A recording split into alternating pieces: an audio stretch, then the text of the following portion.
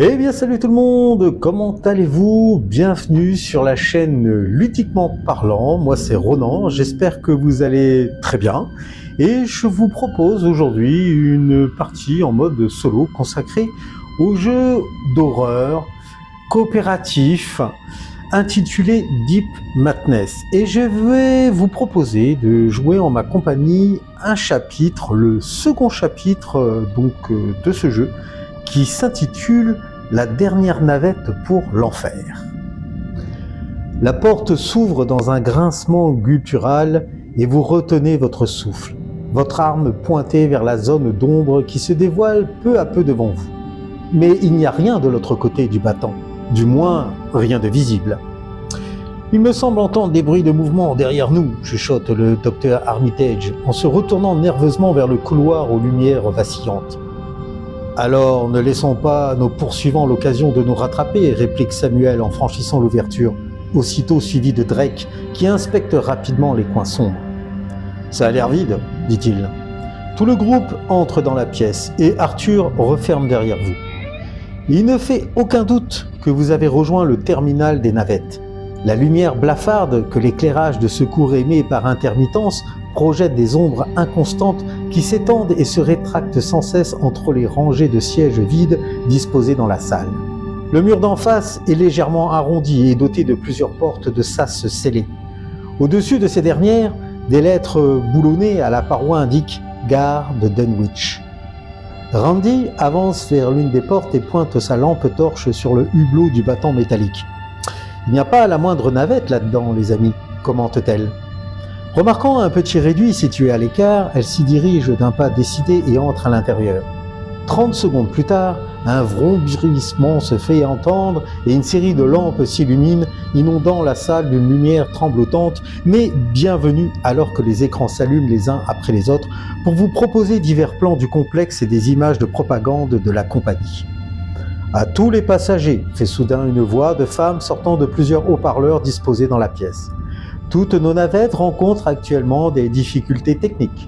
D'importants retards sont à prévoir.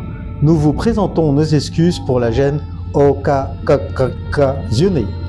Eh bien voilà qui est extrêmement prometteur, lâche le docteur Asimov, acerbe. Alors, dites-nous, où se trouve exactement notre navette, mademoiselle Carter? Hésite Randy, et Arthur entre dans le réduit en la poussant doucement. Elle arrive, explique-t-il, mais très, très lentement. Pourquoi? Demande Samuel. Quel est le problème? Apparemment, la navette est propulsée dans son tube par un système qui est actuellement hors ligne, répond Arthur, dont les doigts dansent sur le clavier. Du coup, elle n'avance plus qu'à l'aide de son moteur de secours et il est franchement pathétique. C'est réparable? Voulez-vous savoir? Arthur tapote encore plus vite qu'avant et pousse un juron. « Oui, c'est jouable, répond-il enfin. Les générateurs du système de propulsion se trouvent dans plusieurs pièces situées en dessous de celle-ci.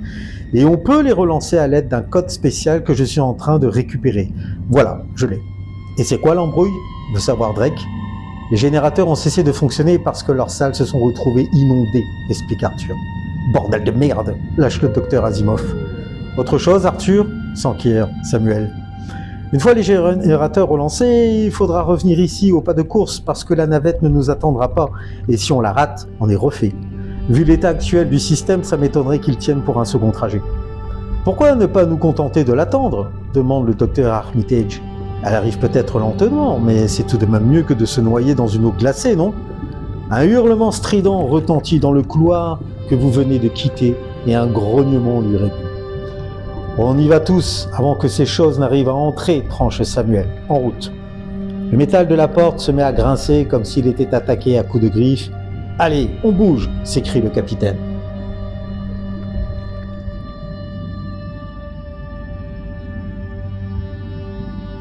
Et voilà pour la mise en bouche. Alors, concernant la vue d'ensemble du chapitre que nous allons jouer, le seul moyen de s'enfuir est de prendre cette navette, ça vous l'aurez compris, mais au rythme où vont les choses, elle ne sera jamais là avant les horreurs qui vous poursuivent.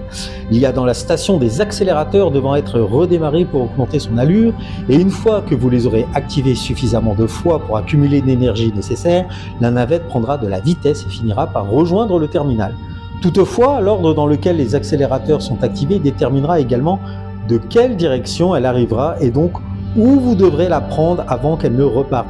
Mais attention, car vous n'aurez qu'une seule et unique chance.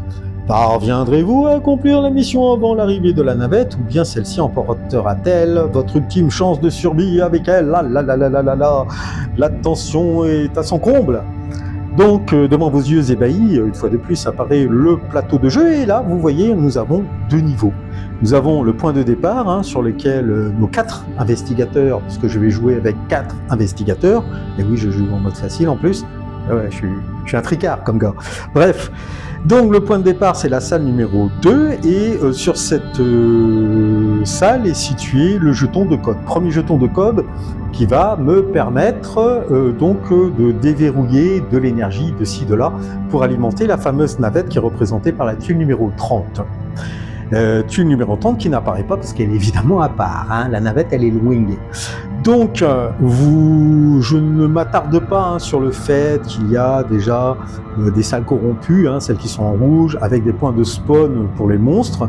Par contre, j'attire votre attention sur les différentes mains de couleur rouge, jaune et verte qui symbolisent les points de passage pour passer donc du niveau supérieur au niveau inférieur, et le niveau inférieur étant inondé.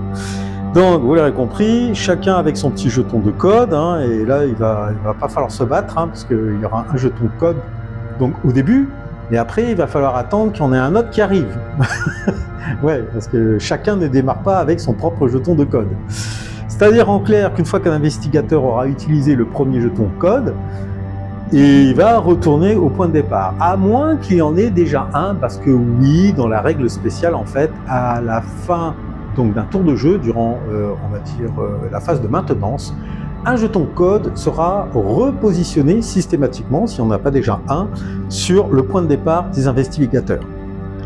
Et ce fameux jeton code, il faudra donc l'amener à chaque fois au niveau inférieur, donc les niveaux qui sont inondés, et arriver jusqu'au marquage donc de couleurs correspondantes, donc on a du jaune, on a du rouge, on a du vert, et chaque jeton va, une fois qu'on aura réalisé une action d'investigation, donc en défaussant le jeton code, on va récupérer de l'énergie.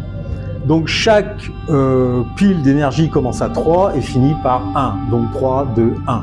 Peu importe dans quel ordre vous devez les ramasser, il faut qu'au total vous accumuliez 12 points, 12 jetons d'énergie. Donc sachant qu'il y en a 3 dans le rouge, donc de valeur 3, 2 et 1, donc ça fait 6 pions, donc 6 de valeur. Donc 6 au rouge, 6 au jaune et 6 au vert. Je vous laisse faire le calcul. Donc il faut que je cumule 12. Et une fois qu'on aura accumulé les 12 jetons d'énergie nécessaires, là, la navette à ce moment-là va arriver.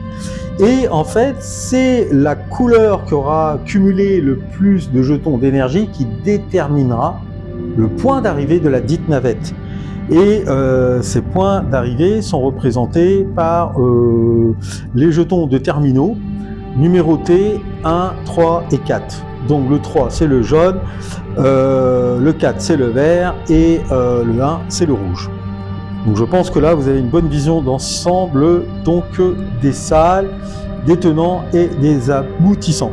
Concernant la piste de corruption, donc on a un certain nombre de tours. Évidemment, plus on va tarder, plus les salles vont se corrompre, plus les monstres vont débarquer, et plus ça va compliquer notre tâche, sachant que dans ce scénario, il y a aussi une autre règle, c'est celle des périls. Donc dès que le jeton, le marqueur va arriver sur la piste de corruption sur un péril, et ben cela va nous retirer, si on n'a pas le bon nombre requis à ce moment-là sur la tuile numéro 30, 1 d'énergie. Et là, ça devient un petit peu rageant. Donc voilà, et évidemment, une fois que nous aurons appelé la navette, et ben ce n'est pas tout. Il va falloir qu'avec nos petites jambes, on se précipite tous, tous ensemble dans la navette, et là, cela mettra définitivement fin à la partie.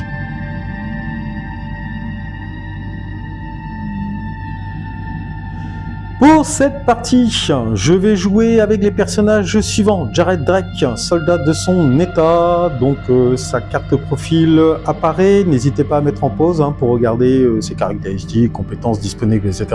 Il sera équipé de son pistolet, c'est son arme de dotation de base. Et comme j'ai décidé de jouer en mode facile, hein, équipe mieux préparée, dans le jargon de l'univers de Deep Madness, je vais disposer également donc de la seringue de célérité. Autre personnage joué, ça sera Randy Carter, qui est la chercheuse de l'équipe, qui est donc équipée de base avec une lampe torche. Ça lui rajoute un bonus de plus 2 sur son score d'évasion, donc de 4 elle passe à 6. Et elle disposera d'une seringue de guérison. Ensuite, nous avons Felicia Armitage, qui elle donc a une arme de corps à corps, le scalpel. Elle disposera également de la seringue de furtivité. Et pour terminer, je jouerai également le capitaine Samuel Smith, donc qui dispose comme équipement de base d'un pistolet mitrailleur, parce qu'il ne faut pas déconner dans la vie. Et lui également, il va avoir une seringue de guérison à sa disposition. Comme je joue en mode facile, chaque investigateur va disposer de 4 actions pour leur activation, donc 4 au lieu de 3 normalement. De plus, je rajoute les jetons bonus d'actions supplémentaires. Comme je joue à 4, je vais donc disposer de 2 jetons qui vont me donner plus 2 actions et 2 jetons qui vont me donner plus 1 action supplémentaire que je répartirai de manière aléatoire au début, donc plutôt pendant la phase de maintenance avant le début du prochain tour de jeu. Et enfin, je m'abstiendrai d'utiliser les fameux jetons corruption qui apparaissent sur chaque salle corrompue durant la phase de corruption, puisque le jeu est suffisamment dur comme ça. Donc là, je teste. On va dire en mode facile, on peut appeler ça un mode facile pour ce jeu, puisque je rappelle que Deep Madness a la réputation, et je confirme, c'est un jeu très difficile, donc histoire de voir où cela peut bien nous mener. Voilà, sans plus attendre, je vous laisse avec la vidéo.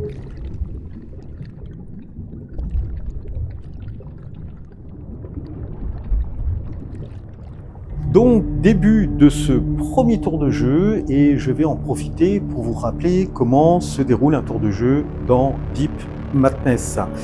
Tout d'abord, nous allons débuter par une phase de corruption. Ensuite, nous aurons une phase de génération de monstres. Une phase d'activation, où là on va alterner activation entre investigateurs et monstres présents dans la base sous-marine. Et enfin, pour terminer, il y aura la phase de maintenance. Donc, nous commençons par la phase de corruption. Et donc, nous allons utiliser le magnifique jeton tentacule ici présent, qui va représenter le pion de la piste de corruption. Donc, on l'avance sur la première case ici présente. Et donc, cela signifie qu'une nouvelle salle dans la base sous-marine va être corrompue. Je pioche la carte du deck de salle et il va s'agir de la salle numéro 5. Et la salle numéro 5, elle est située tout proche du point d'apparition de nos investigateurs. Elle est ici.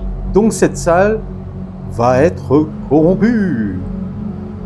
J'ai donc retourné la tuile sur sa face corrompue, j'ai repositionné les pions déjà présents et je vais ajouter à cela un pion générateur d'apparition des monstres, un pion de spawn si vous préférez, et c'est moi qui choisis l'endroit sur lequel je positionne ce pion sur cette fameuse tuile, et je décide de le mettre là.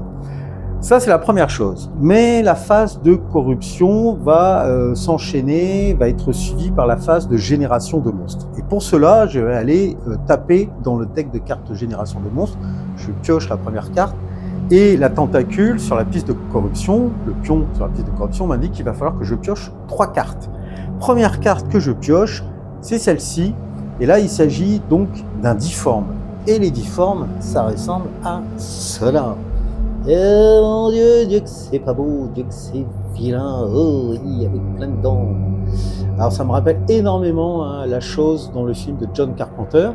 Donc hop, il apparaît ici. Alors grosse bébête, mais c'est pas fini, puisque on me demande de piocher 3 cartes au total. Deuxième carte de génération de monstres. Alors il va s'agir de coquilles vides. Mais les coquilles vides ne vont pas apparaître au même endroit donc que le difforme. Je vais devoir aller chercher dans le deck de cartes des salles déjà corrompues pour sélectionner donc nouvelle zone de spawn, si vous préférez. Et ça va être la salle numéro 8. Et la salle numéro 8, elle se situe par là-bas.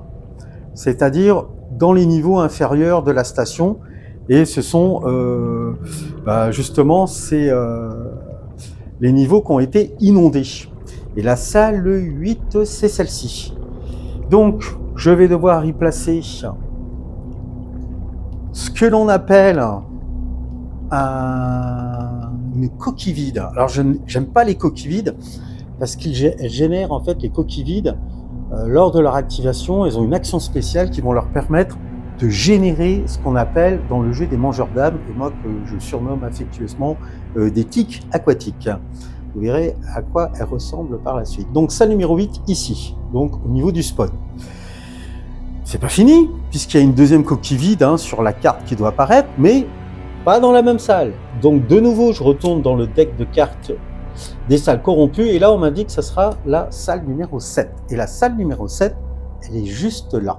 Voilà. Donc pas très loin, elle est au même niveau que la salle numéro 8, et j'ajoute de nouveau une coquille vide. Et enfin, je pioche la troisième et dernière carte. Et là, de nouveau un difforme. Et le difforme, il va apparaître en salle numéro 2. Et là, c'est une très mauvaise nouvelle pour nos investigateurs, parce que c'est pile poil où ils ont. Donc là, le voilà. Oui, le difforme. Mon Dieu, pour dire, on l'avait pas vu arriver celui-là. Bref, donc on arrive à la fin de cette phase de génération de monstres. On va pouvoir enquiller avec la phase d'activation. Alors, si on se réfère à la piste d'activation qui a été mise en place, je devrais normalement débuter par les mangeurs d'armes. Mais nos coquilles vides favorites, tant aimées, n'ont pour l'instant rien généré. Donc, pas d'activation pour les mangeurs d'armes. Donc, on passe directement à l'activation d'un de nos investigateurs, et il va s'agir de Samuel Smith, capitaine de son état.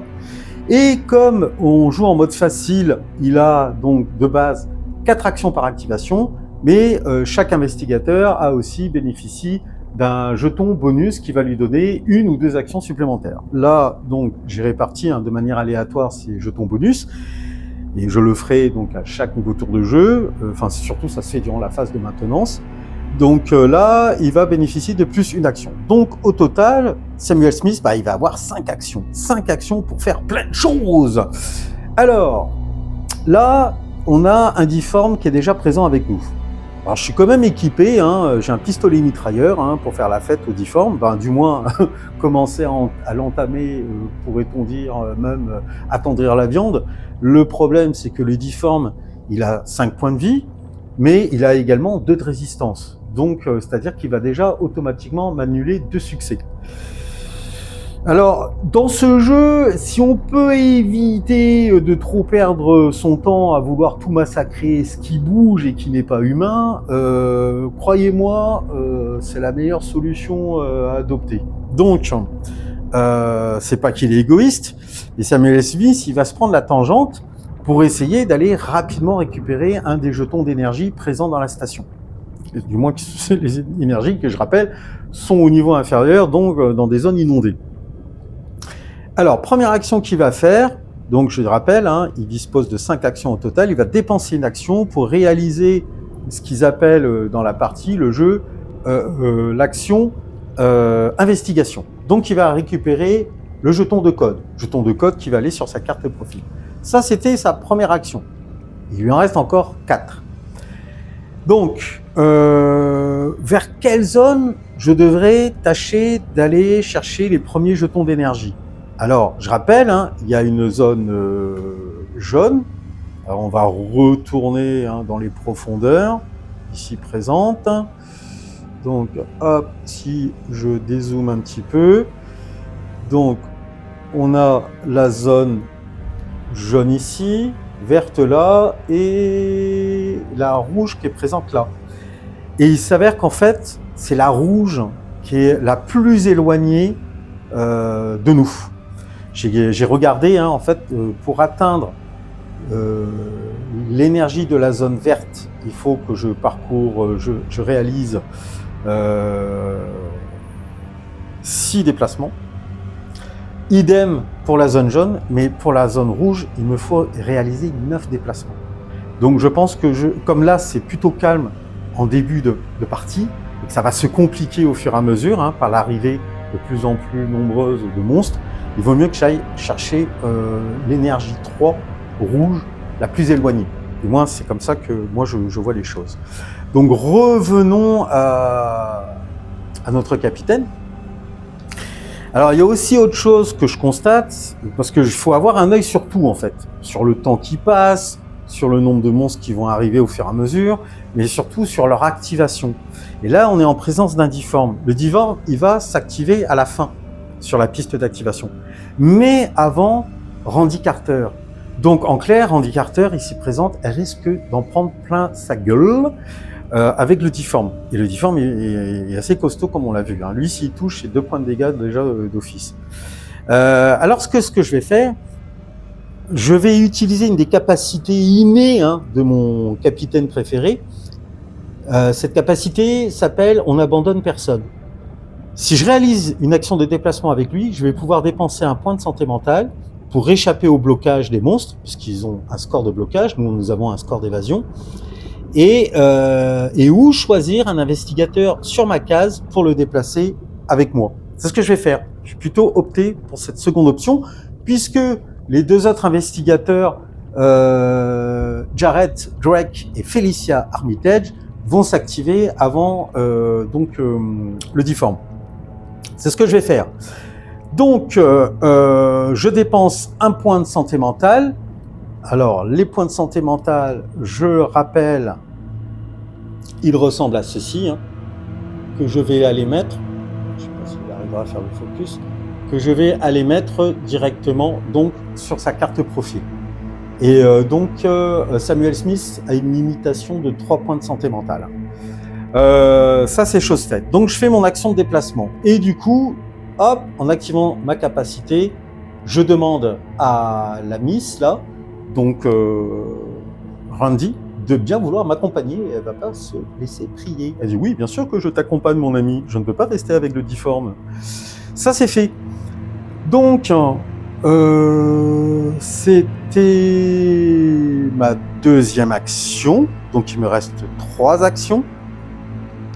Et ben là, maintenant que je l'ai en fait, on va dire, hein, que je l'ai prise par le bras quelque part, hein, j'ai bien senti que c'était la plus hésitante de nous 4 face à cette apparition monstrueuse. Voilà, et donc il me reste encore 3 actions. Alors, je pourrais tenter une action de fouille. On a droit à une action de fouille par activation. Tac,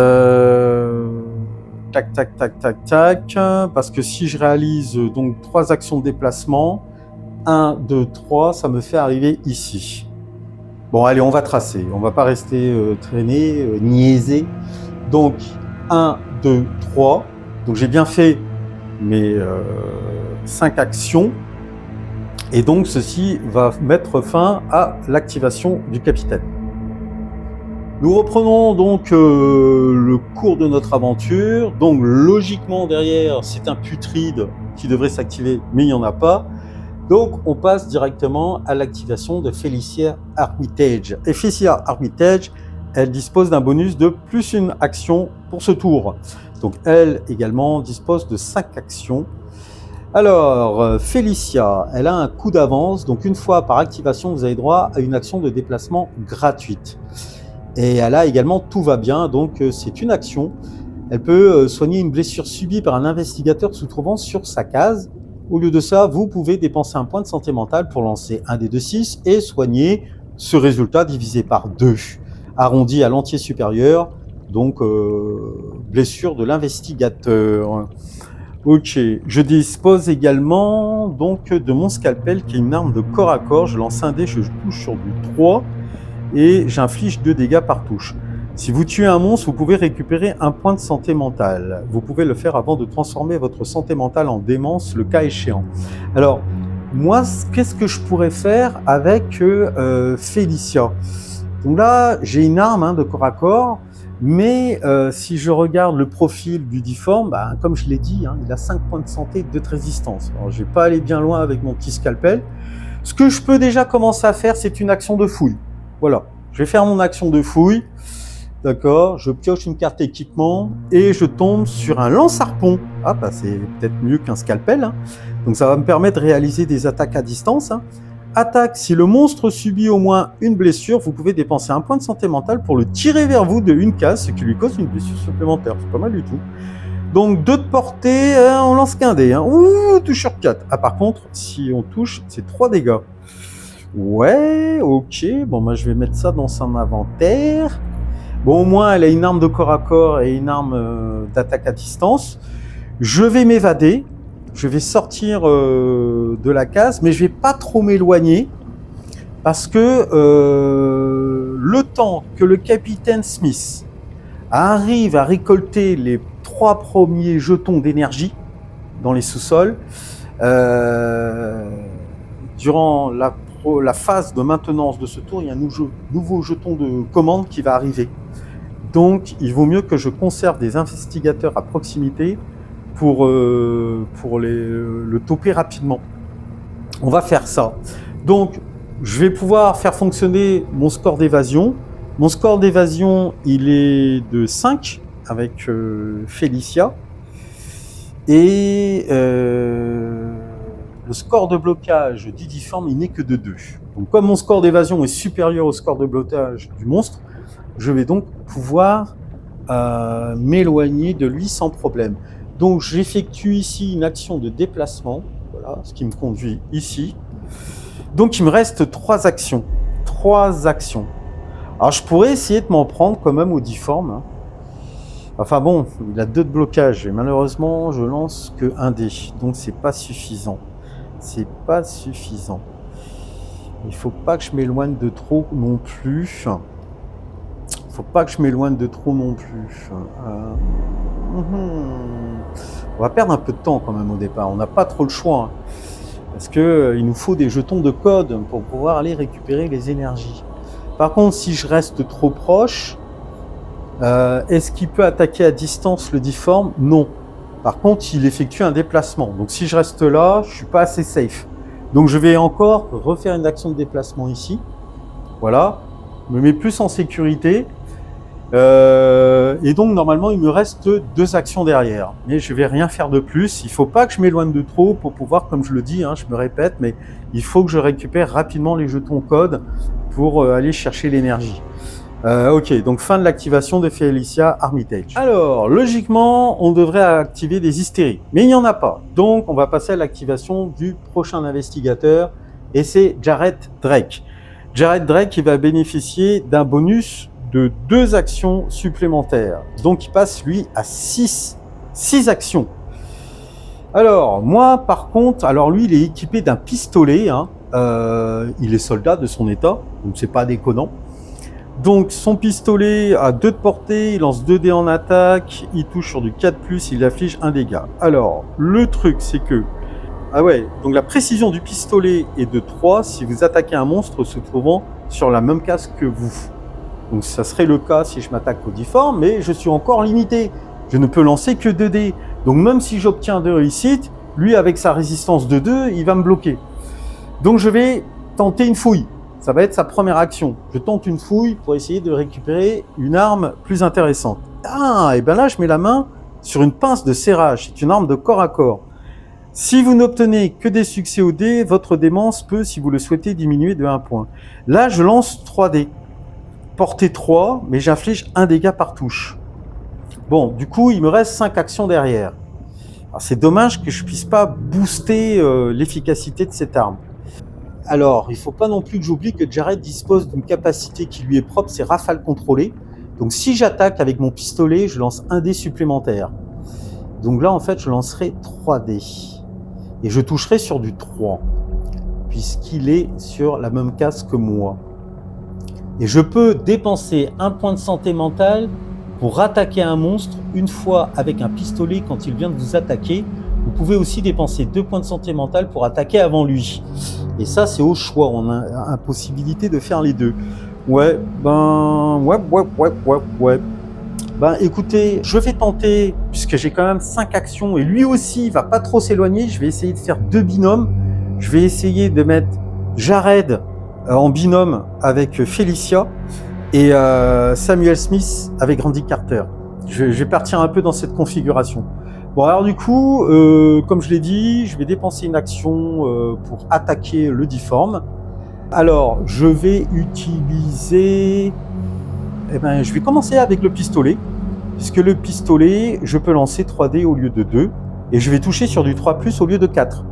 Bon, niveau dégâts, ça reste assez léger, mais bon, si j'obtiens 3 succès, ben déjà, je commence un petit peu à l'entamer, quoi. Sur du 3+, je vais reculer un peu la vue de la caméra pour que vous puissiez voir le jet de dés pour toute sa splendeur. Bon, ben j'obtiens, vous voyez, ça va être très compliqué, puisque malheureusement, j'obtiens 2 succès sur 3. Il aurait fallu que j'obtienne un full. Alors, je peux dépenser un point de santé mentale, c'est ce que je vais faire pour relancer mon échec. Je vais tenter, après tout, hein, pourquoi pas. Alors, attention au point de santé mentale, il faut éviter qu'il se transforme au bout d'un moment en démence. Allez, je relance ce dé. Eh ben, voilà, ça a payé. Donc, je réalise 3 succès. Donc, je le chatouille, je lui inflige un dégât. Je vais pouvoir aller placer le socle avec le nombre de dégâts infligés. Voilà. Donc, il lui reste 4 points de vie. Bon. Il me reste encore... Alors, j'avais 6 actions, il me reste encore 4 actions. Bon, bah écoutez, on va changer d'arme. Là, on va l'attaquer au corps à corps. On va utiliser la pince de serrage. La pince de serrage, bah, c'est pareil. Je lance 3D. Et je touche sur du 3. Bon, là aussi, il faut que j'obtienne 3 succès. Allez, sur du 3+.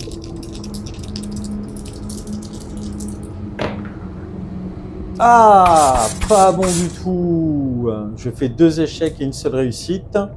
Très bien. Il me reste 3 actions. Allez, on retente encore une attaque au corps à corps. Après tout, hein, c'est un soldat. Hein. Ah, j'obtiens 2 succès et un échec. Alors, est-ce que je retente? C'est dangereux. Après, je peux me débarrasser des points de santé mentale en effectuant une action de repos. Non. Je vais rejoindre Felicia. Donc, je vais faire 2 actions de déplacement. Voilà. Et je vais effectuer mon action de repos pour me débarrasser de mon pion de santé mentale. Et ceci va mettre fin à l'activation de notre militaire. On continue, donc normalement ça devrait être l'activation d'un vorace si on n'a pas. Ensuite, pas d'investigateur. Délire, on n'a pas. Pas d'investigateur. Le difforme. Bon, le difforme, lui, quand il s'active, il réalise une action de déplacement, puis ensuite il attaque. Bon, il ne va pas se gêner. Hein. Il va aller, hop, là où se trouve Randy. Et il va l'attaquer. Donc, lui, quand il attaque, c'est uniquement au corps à corps.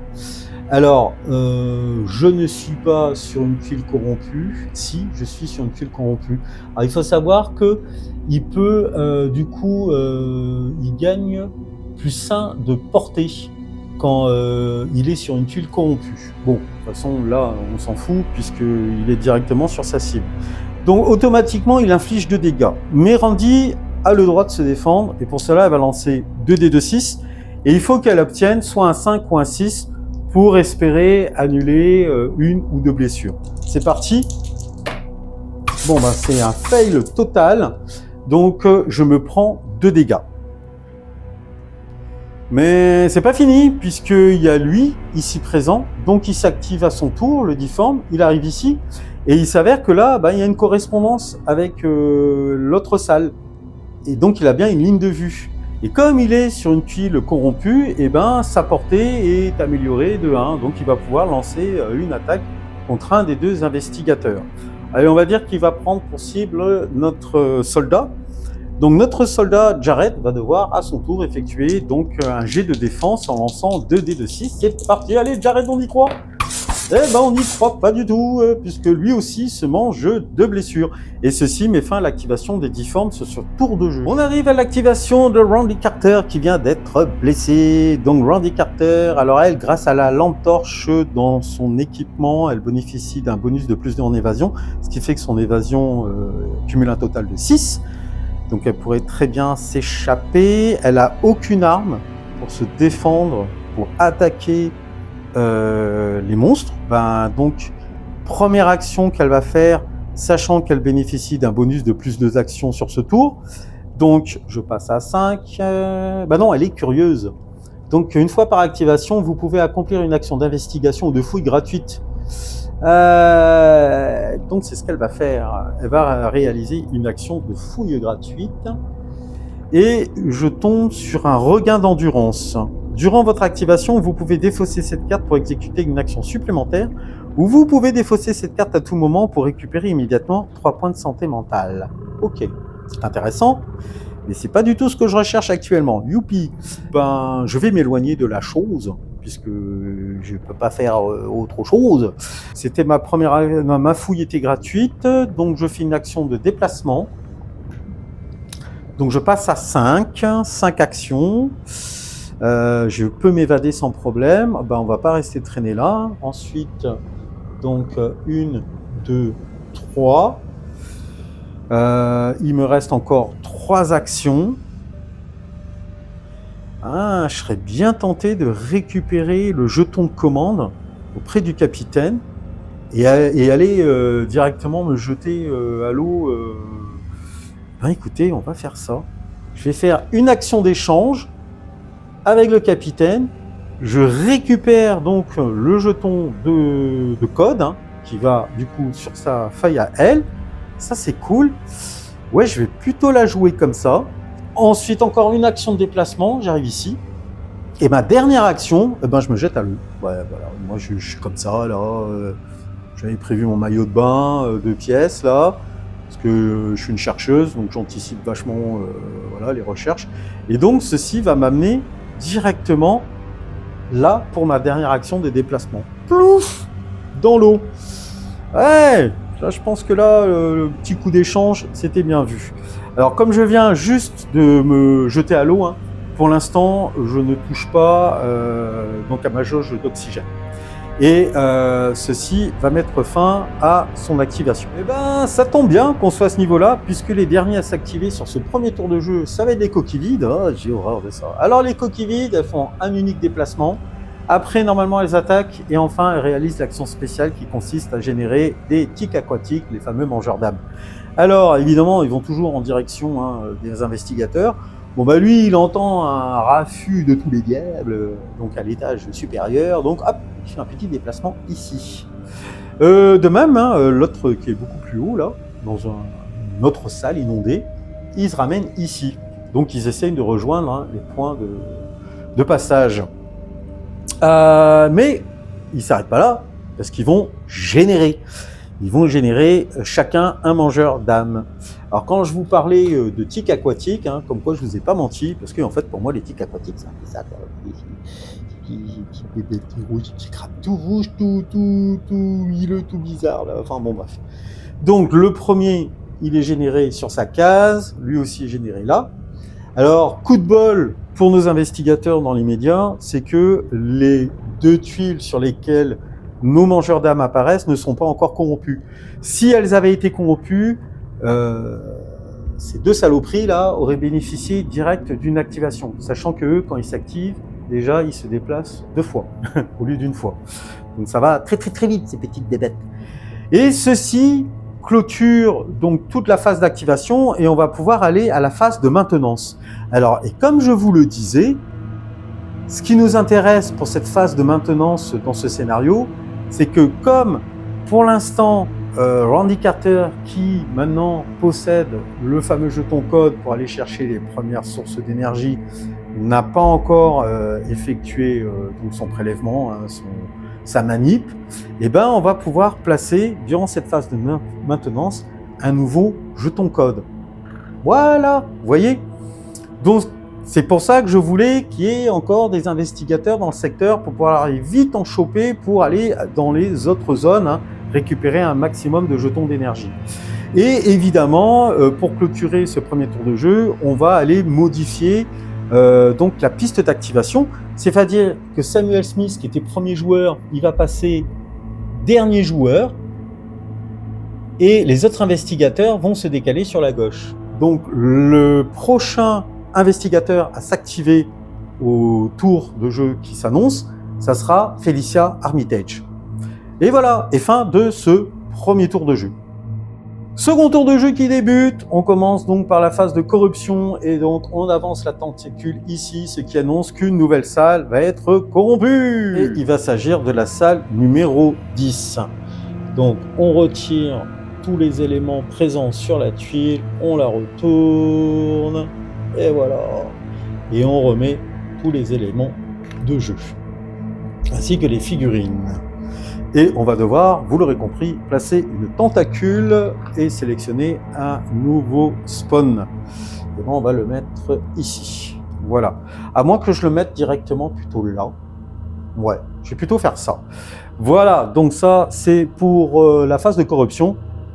Et maintenant, il va falloir que je pioche 2 cartes de génération de monstres. Je vais commencer par la salle numéro 10. Je génère la première carte. Des coquilles vides. Ah, mon Dieu, je n'aime pas ces bestioles. Donc une coquille vide, hop, arrive ici. Et la prochaine, elle va être générée dans la salle numéro 2. Salle numéro 2, qui est là. Et ici, sur notre point d'apparition, notre point de départ. Une nouvelle coquille vide. Tac, et voilà. Deuxième carte de génération de monstres, c'est parti. Donc, 3 voraces, ouille, et ça sera en salle 21. Et la salle 21, elle est où cette salle 21 ? Tac, tac, tac, tac. Ah ben, c'est pas loin, c'est juste à côté. C'est ici, 3 voraces. Alors le problème, c'est que les voraces, plus ils sont nombreux, s'ils sont présents sur une case corrompue, ils gagnent plus 1 en résistance, alors qu'ils n'en ont pas à la base. Et si ils attaquent donc un investigateur, ce dernier va prendre moins 1 dé en résistance, moins 1 dé de 6 en résistance par vorace présent sur sa case. Donc, vous l'aurez compris que c'est un peu l'effet de meute, quoi. Et là, ils sont 3. Voilà, donc ce qui met fin à notre phase de génération de monstres. On va pouvoir commencer par la phase d'activation. Je vous avouerai que là, voilà, ça commence les emmerdes, hein, réellement, puisque les mangeurs d'âmes, donc quand ils s'activent, et c'est eux qui s'activent en premier, pas que j'oublie de mettre la tentacule pour ne pas perdre le fil. Parce que dans ce jeu, il y a quand même pas mal de choses à gérer, donc il faut prendre son temps, surtout pas se précipiter, sinon on risque de zapper pas mal de choses. Donc les mangeurs d'âmes s'activent en premier. Donc 2 déplacements. Donc lui, hop, il arrive ici, il gagne la sortie et donc ça va le faire remonter non loin de nos 2 investigateurs préférés ici présents. Le petit mangeur d'âmes, il arrive là, pouc, et il a faim. Le second mangeur d'âme ici présent, bon, il peut pas attaquer, puisqu'il peut pas attaquer à distance. Donc le plus éloigné, qui est là dans la zone jaune, il fait 1, 2, et donc il va apparaître là-haut, ici même, là, pouc. Voilà pour les mangeurs d'âme. Et du coup, on va pouvoir passer à l'activation d'un de nos premiers investigateurs, plutôt investigatrice, en la personne de Felicia Armitage. Felicia s'active donc en premier, et donc elle bénéficie d'un bonus de plus 2 actions sur ce tour de jeu. Donc elle a 6 actions pour son activation, sachant qu'en plus elle peut réaliser une action de déplacement gratuite grâce à sa compétence un coup d'avance. Donc elle va le faire. Donc ce qu'elle va faire. Alors à moins que oui, maintenant j'ai pas le choix, je suis obligé d'activer elle en premier. Donc je fais mon action de déplacement gratuite. Donc derrière il me reste encore 6 actions. Ensuite je fais une action de déplacement Donc j'arrive en compagnie de l'affreux Jojo, là, la coquille vide. Mais ça ne m'inquiète pas trop parce que lui, il a juste un score de blocage de 1. Et moi, j'ai 5 d'évasion. Donc, c'était ma première action. Donc, il me reste 5 actions derrière. J'effectue l'action d'investigation, c'est-à-dire que je récupère le jeton code que je mets sur sa carte profil. Donc, derrière, il me reste 4 actions. 4 actions, et ben là, on va tracer, les amis. Hein. On va aller prendre aussi un bain de minuit. Donc, 4 actions. Donc, je vais faire, donc je peux m'évader. Hein. Donc, 1, 2, 3. Ça me conduit ici.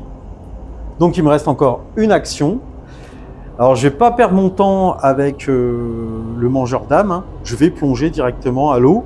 Et donc, ça va, pour ma dernière action, ça va me faire arriver là, précisément, dans cette zone ici, cette nouvelle salle. Plouf, dans l'eau. Et voilà, j'ai plongé tête la première parce que j'ai pas peur. Et donc, bah voilà, ceci va mettre fin à son activation. Et du coup, on va passer à l'activation des putrides. Mais il n'y en a toujours pas, ça c'est la bonne nouvelle. Donc c'est Jared Drake dans la foulée qui lui va s'activer. Et Jared Drake, eh ben, il va bénéficier d'un bonus de 2 actions supplémentaires. Lui aussi, il a droit à 6 actions. 6 actions. Alors Jared Drake, il est là, les amis. Alors ce qu'on va lui faire, lui, ben, il va fouiller. Déjà, il va commencer à fouiller. Alors je rappelle que la limite du nombre de cartes équipement que chaque investigateur peut avoir est de 4. Après, au-delà, il vous faut défausser de l'équipement. Mais bon, là, je vais atteindre ma limite, mais je peux encore le faire. Oh, fusil d'assaut. Ben voilà. Donc, ben, évidemment, ça me permet de réaliser des attaques à distance. Donc, quand j'attaque, je peux relancer tous les dés. Ah ouais. Portée 3, je lance 4 dés en attaque, je touche sur du 4+, et bon, j'inflige un dégât par touche. Moi, ça me plaît, ça. Bon, écoute, ben, en avant, tiens, j'ai bien envie de tester l'arme. Bon, par contre, chez lui, l'action de fouille, elle n'est pas gratuite. Hein. Donc, j'ai dû dépenser une action pour ça. Allez, c'est parti. C'est parti. Ouais, moi, ce que je vais faire, je vais m'éloigner de l'horreur qui est là. Je vais donc réaliser une action de déplacement. Je me mets ici, d'accord? Donc, il me reste 4 actions à réaliser. Ben, j'ai envie de défourailler un peu partout, là, hein, parce que, bon, à la limite... je plonge peut-être dans l'eau. Je vais utiliser mon pistolet pour liquider le mangeur d'âme. Donc le pistolet, pour rappel, hein, je lance comme il est sur la même case que moi, 3D, je touche sur du 3+. Bon, le mangeur d'âme, l'avantage, c'est qu'il n'a aucune résistance. Il n'a qu'un seul point de vie. Bon, bah c'est bon. Donc je réalise la touche qu'il me fallait. Donc pouf, le mangeur d'âme est liquidé. Alors, le mangeur d'âme ne bénéficie aucune valeur de monstruosité, d'horreur. Donc, je ne gagne pas de carte conscience en éliminant un mangeur d'âme. Et je dépense encore une autre action. Là, je vais réaliser un tir avec mon fusil d'assaut. Hein, c'est l'occasion de le tester. Donc, contre un des voraces ici présent. Alors, ils sont 3. J'ai la portée, j'ai la ligne de vue. Donc la portée, elle est de 2. Est-ce que j'ai bien cette portée-là? Attention. Non, ça c'est le pistolet. Portée 3. 1, 2, c'est bon, large. J'ai bien la ligne de vue. Ils sont 3. J'ai un fusil d'assaut. Autant se faire plaisir. Donc je lance 4 dés et je touche sur du 4+. Alors, il faut savoir que les voraces, eux aussi, n'ont pas de résistance. Mais en revanche, ils disposent chacun de 2 points de santé. Allez. Alors, sachant que quand on réalise une attaque à distance dans ce jeu, on ne peut cibler qu'un seul ennemi. On ne peut pas répartir les dégâts. C'est parti. Et ben, je fais 3 réussites puisque je touche sur du 4+. Donc le surnuméraire va être malheureusement ne sera pas pris en compte. Hein. Donc j'inflige un dégât par touche, ça fait 3 dégâts, donc j'élimine un vorace. Alors là, par contre, le vorace, lui, il a une valeur d'horreur de 1 à la base. Donc, ce qui fait que comme j'ai pas dépensé de points de santé mentale avec lui. Je vais vérifier ça rapidement. Non, j'ai pas dépensé de points de santé mentale. Je vais pouvoir piocher ma première carte conscience de la partie. Infestation chapitre 8. Je ne peux pas. Ils sont tous morts. Jusqu'au dernier. Je suis le seul survivant. Nous sommes entrés en force dans le hangar de la sphère. Nous n'avons pas rencontré la moindre résistance, mais cela n'a rien changé. Ils nous attendaient et ils étaient affamés. Nous avons paniqué et nous nous sommes éparpillés comme des cafards. Et puis, nous nous sommes jetés les uns sur les autres, nous étripant à coups de tournevis ou d'extincteurs. Je ne sais trop comment j'ai réussi à m'échapper, mais tous les autres y sont restés. Ce qui est sorti après moi n'avait rien d'humain. Ronald Myers, responsable des fouilles du site de Cadas. Vous pouvez réduire votre démence de 1 point. Bon, là c'est pas le cas, puisque je n'ai aucune démence. Ok, donc je disposais de 6 actions, donc j'ai fait un déplacement, j'ai fait une fouille, j'ai fait un déplacement, j'ai fait un premier tir, ça fait 3 actions, j'ai refait un autre tir, ça fait 4, donc il me reste 2 actions encore. 2 actions. Avant de plonger dans l'eau, j'ai bien envie de remettre un tir, ou alors je plonge dans l'eau et j'élimine la coquille vide qui est présent dans la salle où Felicia d'Armitage vient d'aller, où je m'occupe un peu des ennemis là. Bah, c'est bien un petit peu d'alléger aussi, hein, parce que... Ouais, allez, je fais ça. Donc je redépense une autre action, donc il ne restera plus qu'une action derrière, et je refais un tir, toujours pareil, avec mon fusil d'assaut, donc contre un des voraces. Donc je lance 4 dés, je touche sur du 4+. Ah, bah ça fait encore 3 belles réussites, donc j'élimine de nouveau un vorace. Et je pioche de nouveau une carte conscience. Les débuts de Cadas, chapitre 5. Le complexe est officiellement ouvert et de nouveaux membres d'équipage arrivent chaque jour. L'air est comme chargé d'électricité. Les machines ont été allumées. L'assemblage des outils est en cours et les laboratoires se remplissent d'équipements. L'effervescence règne à Cadas, sauf au sein de mon équipe où les dépressions nerveuses se multiplient. 9 nouveaux cas en quelques jours. Certains hurlent comme s'ils étaient attaqués par des monstres invisibles, tandis que d'autres revivent en boucle des expériences traumatisantes. 3 autres décès sont également à déplorer. Il y a un gros problème, tu m'étonnes. Et nous sommes les seuls à le voir. Edgar Case, ingénieur en chef du site de Cadas. Vous pouvez vous retirer une blessure. Ah, ça tombe bien, j'arrête des blessés. Donc j'avais 2 blessures. Hop, et ben je passe à une blessure. Bah comme quoi ça vaut le coup hein, d'éliminer des petits voraces là. Donc il me reste une dernière action. Bah écoutez, je vais rejoindre la Miss. Je pense que je vais rejoindre la Miss. Ouais,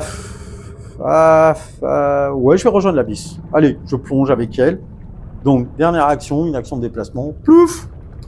Et ça va me faire arriver ici avec elle. Hop, précisément là. Bonjour, bonjour. Voilà, et fin de l'activation de notre investigateur. Alors, normalement, on devrait activer à la suite des hystéries. On n'a toujours pas. Pas d'investigateur, donc du coup, ça va être au tour des voraces. Bah, heureusement que j'ai un peu allégé. Hein. Donc du coup, il en reste un dernier ici présent. Bon, il a vu ses 2 copains tomber devant lui, là, et ben lui, il a droit à 2 actions de déplacement. Bon, il est un petit peu rancunier, donc il va essayer d'aller chercher le petit Jared, là. Hein, il s'est dit, il était là, à l'instant, hein. Bon, il est où? Il est passé où? Il n'est pas très loin, hein. Il est juste au niveau inférieur. Donc, fin de l'activation du vorace. Après, normalement, on devrait passer à l'activation d'un investigateur, mais la carte est vierge, donc il ne se passera rien. Délire, il n'en a pas. Donc, on arrive à Randy Carter. Randy Carter qui est sous l'eau. C'est parti. Alors, la Miss ici présente, pour son activation, elle va bénéficier d'un bonus de +1. Donc, elle dispose de 5 actions. 5 petites actions.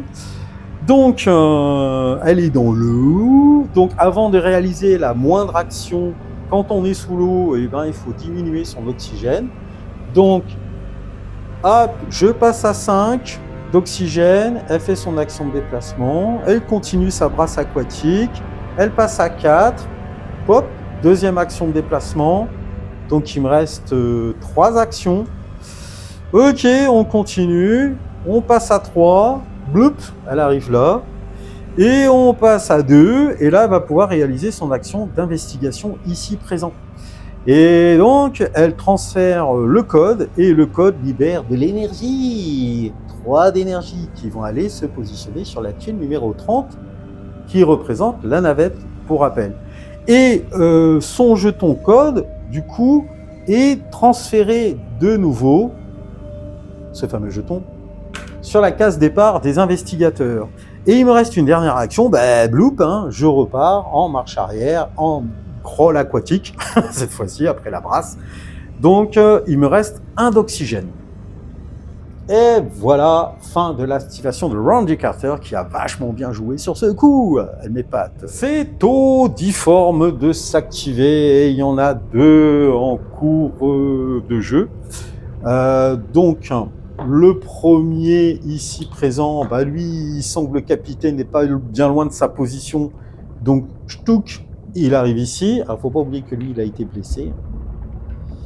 Bon, il a toujours pas de ligne de vue sur le capitaine. Et le deuxième, là, il voit pas, en fait. Il voit pas non plus, parce que l'autre est passé en niveau inférieur. Alors, si on joue sur la distance, donc ça fait 1, 2, 3, 4, 5.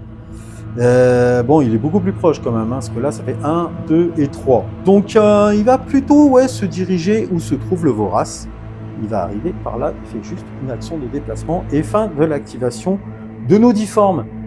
Ok, on va pouvoir passer à l'activation du dernier investigateur en la personne du capitaine Samuel Smith. Bon, Samuel Smith, il est décidé là. Donc, il bénéficie de plus une action sur cette activation, donc il a droit à 5 actions. Alors, déjà, il va commencer à réaliser une action de fouille. Allez hop, et je tombe sur une guérison accélérée. Durant votre activation, vous pouvez défausser cette carte pour guérir immédiatement de 3 blessures, ça c'est cool. Ou vous pouvez défausser cette carte à tout moment pour récupérer immédiatement 3 points de santé mentale. Ok. Sachant que lui dispose déjà d'une seringue de guérison. Donc j'ai mon pistolet mitrailleur. Alors, si je fais un appel des ténèbres, ça m'évite de dépenser une de mes actions et j'attire le difforme ici présent.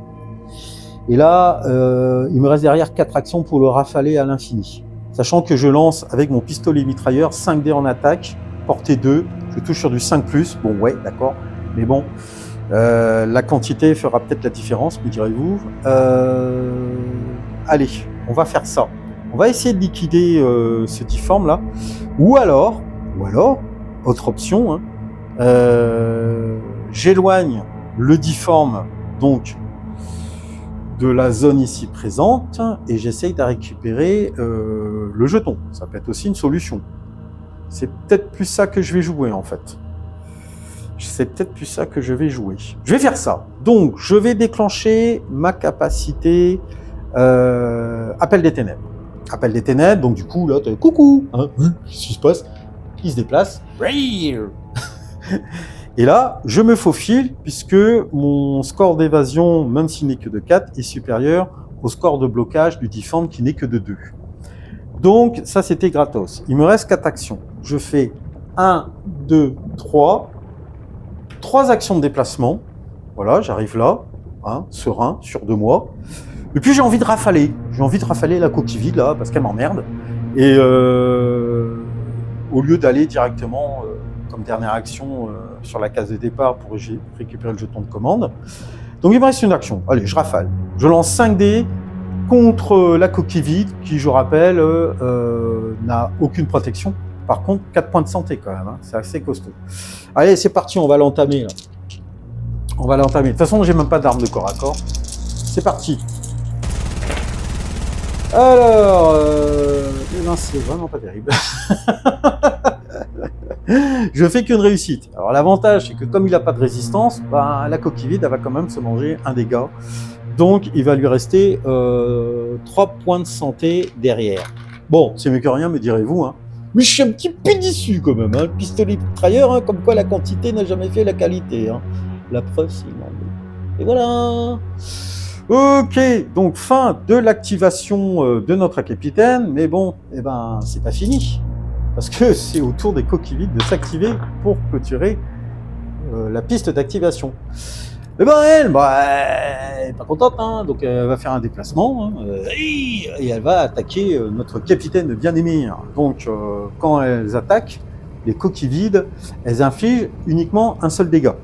Donc le capitaine, il va évidemment, puisque c'est un professionnel, hein, parer cette attaque ridicule. Oui, qu'est-ce que j'avais dit, hein, il fait un 6 et un 2, bon c'est le 6 qui va parer cette attaque ridicule. Voilà, donc il n'est pas blessé, ça c'est la bonne chose. Mais derrière, la coquille vide, elle va pondre, elle va générer une tique aquatique.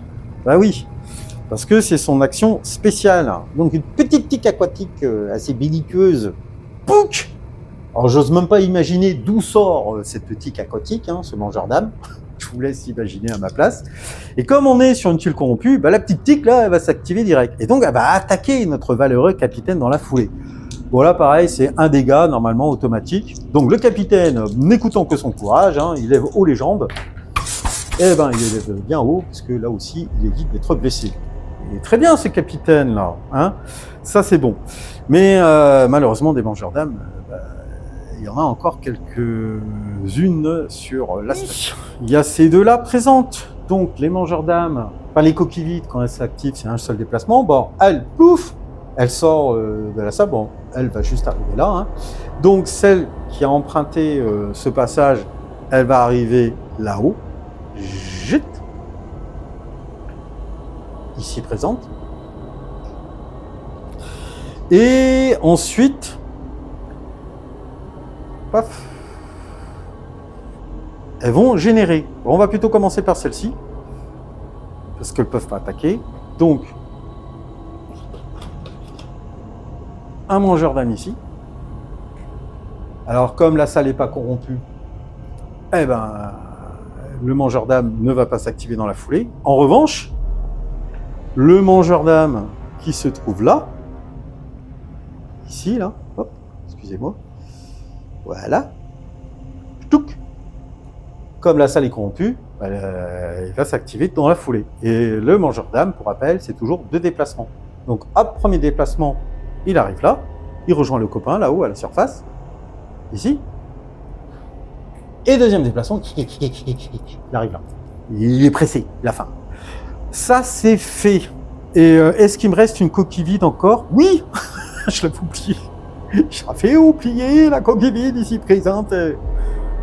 Hop, donc vas-y Stas, petite fenêtre. Donc hop, il arrive là, ok. Donc déplacement, il va attaquer Félicia. On est pour la parité, il faut pas déconner non plus dans la vie. Donc elle a droit à ses 2 dés de défense.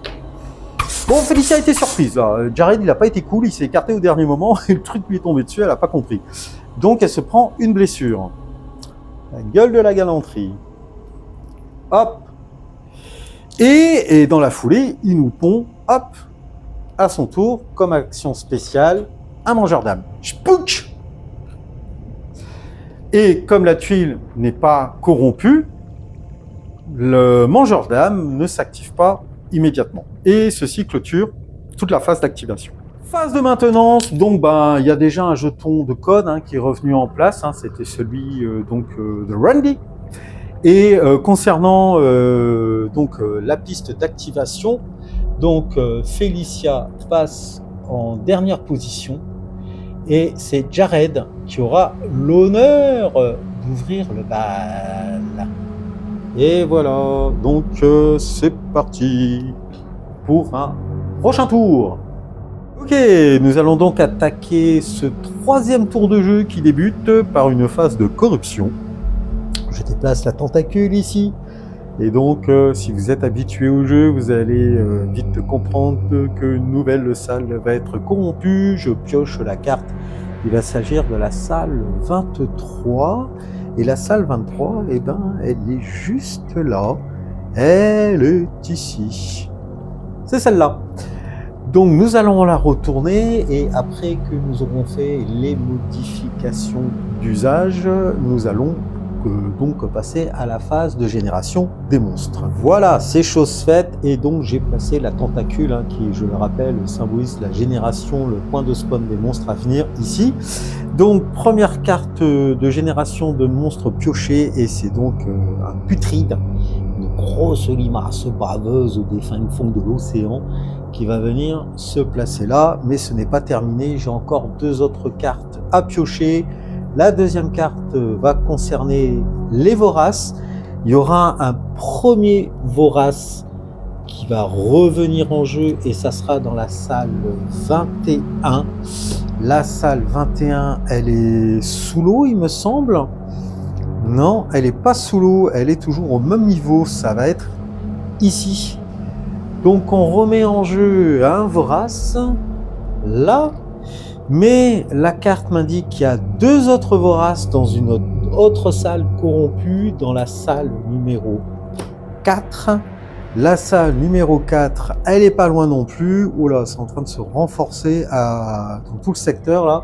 Donc ça sera ici. Donc 2 voraces qui rentrent en jeu. Voilà. Ici même. Et enfin, je pioche une dernière carte de génération de monstres. Ah, des délires, justement. Il nous manquait du délire. Eh ben, on va en avoir du délire. Donc, il y aura un délire dans la salle numéro 6, dans les salles inondées. Donc, la salle numéro 6, c'est ici. Bah, là où se trouve Randy Carter. Oui, juste là. Randy Carter, qui a amorcé son retour vers la surface. Donc là, on va avoir un délire. Alors, les délires, ça se présente comme ceci. Pour l'instant, on n'en avait pas vu entrer en jeu et c'est chose faite. Le délire là. Et un autre délire qui, lui, va apparaître en salle 5. Salle 5, on retourne au niveau supérieur. Salle 5, c'est là. Ici même. Hop. Fin de la phase de génération de monstres, on va passer aux phases d'activation de nos... non, c'était pas de nos investigateurs. On va commencer malheureusement par les mangeurs d'âmes. Alors, des mangeurs d'âmes, il commence à en avoir une tripotée. Lui qui est déjà présent, il va s'activer, il va de nouveau s'en prendre à notre capitaine Smith. Puisqu'il est déjà sur place, donc il inflige automatiquement un dégât. Le capitaine va se défendre en lançant ses 2 dés de défense. Vas-y Smith! Smith, cette fois-ci, il a été surpris, donc il va se prendre un pion de dégâts. Il n'était pas blessé jusqu'à maintenant, c'est sa première blessure. Donc pour l'instant, rien de bien dramatique. Mais c'est pas terminé, ils ont les crocs, Donc un premier déplacement, un deuxième déplacement, et de nouveau le capitaine est attaqué. Je lance les dés. Et de nouveau, il se fait mordre les fesses. Donc là, c'est son 2e point de dégâts. Les autres avancent. Donc 1, 2, 1, 2, ok, ça c'est fait, mais attention, on a des copains qui sont sous l'eau là et qui sont aussi pris à partie par un des mangeurs d'âmes. Donc lui, il va attaquer. Donc il a le choix entre Jared Drake ou Felicia Armitage. Bon allez, Jared, il va tenter de limiter la casse, il va subir l'attaque. Allez, vas-y Jared. Ah bon, Jared, 2 double 6, enfin 2 6, un double 6. Donc c'est bon, il réussit à parer l'attaque. Très bien. Fin de l'activation des mangeurs d'âmes. On va passer à l'activation de Jared Drake, justement, qui va bénéficier d'un bonus de plus 2 actions pour ce nouveau tour. Donc il a 6 actions à réaliser. Bon Jared, il va essayer d'aider quand même un peu la Miss, là. Déblayer un peu le passage pendant qu'il est encore sous l'eau. Écoute, il va commencer par utiliser sa pince de serrage au corps à corps contre la coquille vide, parce que c'est une plaie, c'est eux qui génèrent les mangeurs d'âme. Donc autant essayer d'illimiter la source. Hein. Donc première action d'attaque, pince de serrage, je lance 3 dés en attaque, je touche sur du 3+. C'est parti. Je fais qu'une seule réussite, hein. C'est vraiment pas terrible. Donc il me reste 5 actions derrière. Donc je lui inflige quand même un dégât à la coquille vide, puisque elle n'a pas de protection. En plus, faut pas que j'oublie que je suis solo, donc ce qui veut dire qu'avant même de réaliser cette magnifique action d'attaque, hein, il fallait que je réduise mon oxygène de 1. Donc de 6, on passe à 5. Je vais pas en rester là, je vais relancer une autre attaque. Bon, toujours avec la même arme à la limite, hein. Toujours 3D, je touche sur du 3+. Allez. Ben, c'est pas vrai, c'est pas vrai. Ben là, je vais dépenser un point de santé mentale. Hein.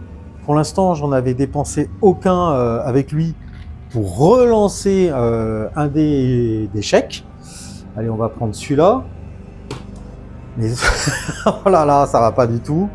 Bref, d'accord, ça a servi à rien. Donc, il me reste encore 4 actions. Alors, il faut pas que j'oublie d'infliger une deuxième blessure quand même à la coquille vide. Ça se passe pas très bien ce combat là. Je crois que je vais changer d'arme. Je vais passer au fusil d'assaut. Je vais lancer 4 dés, je touche sur 4+. Ou alors je prends mon pistolet. Ouais, je vais plutôt prendre mon pistolet puisque là je vais lancer 3 dés, je touche sur du 3+. Allez. Peut-être que c'est la pince de serrage, ça me porte pas trop de chance. Donc ma jauge d'oxygène passe à 3.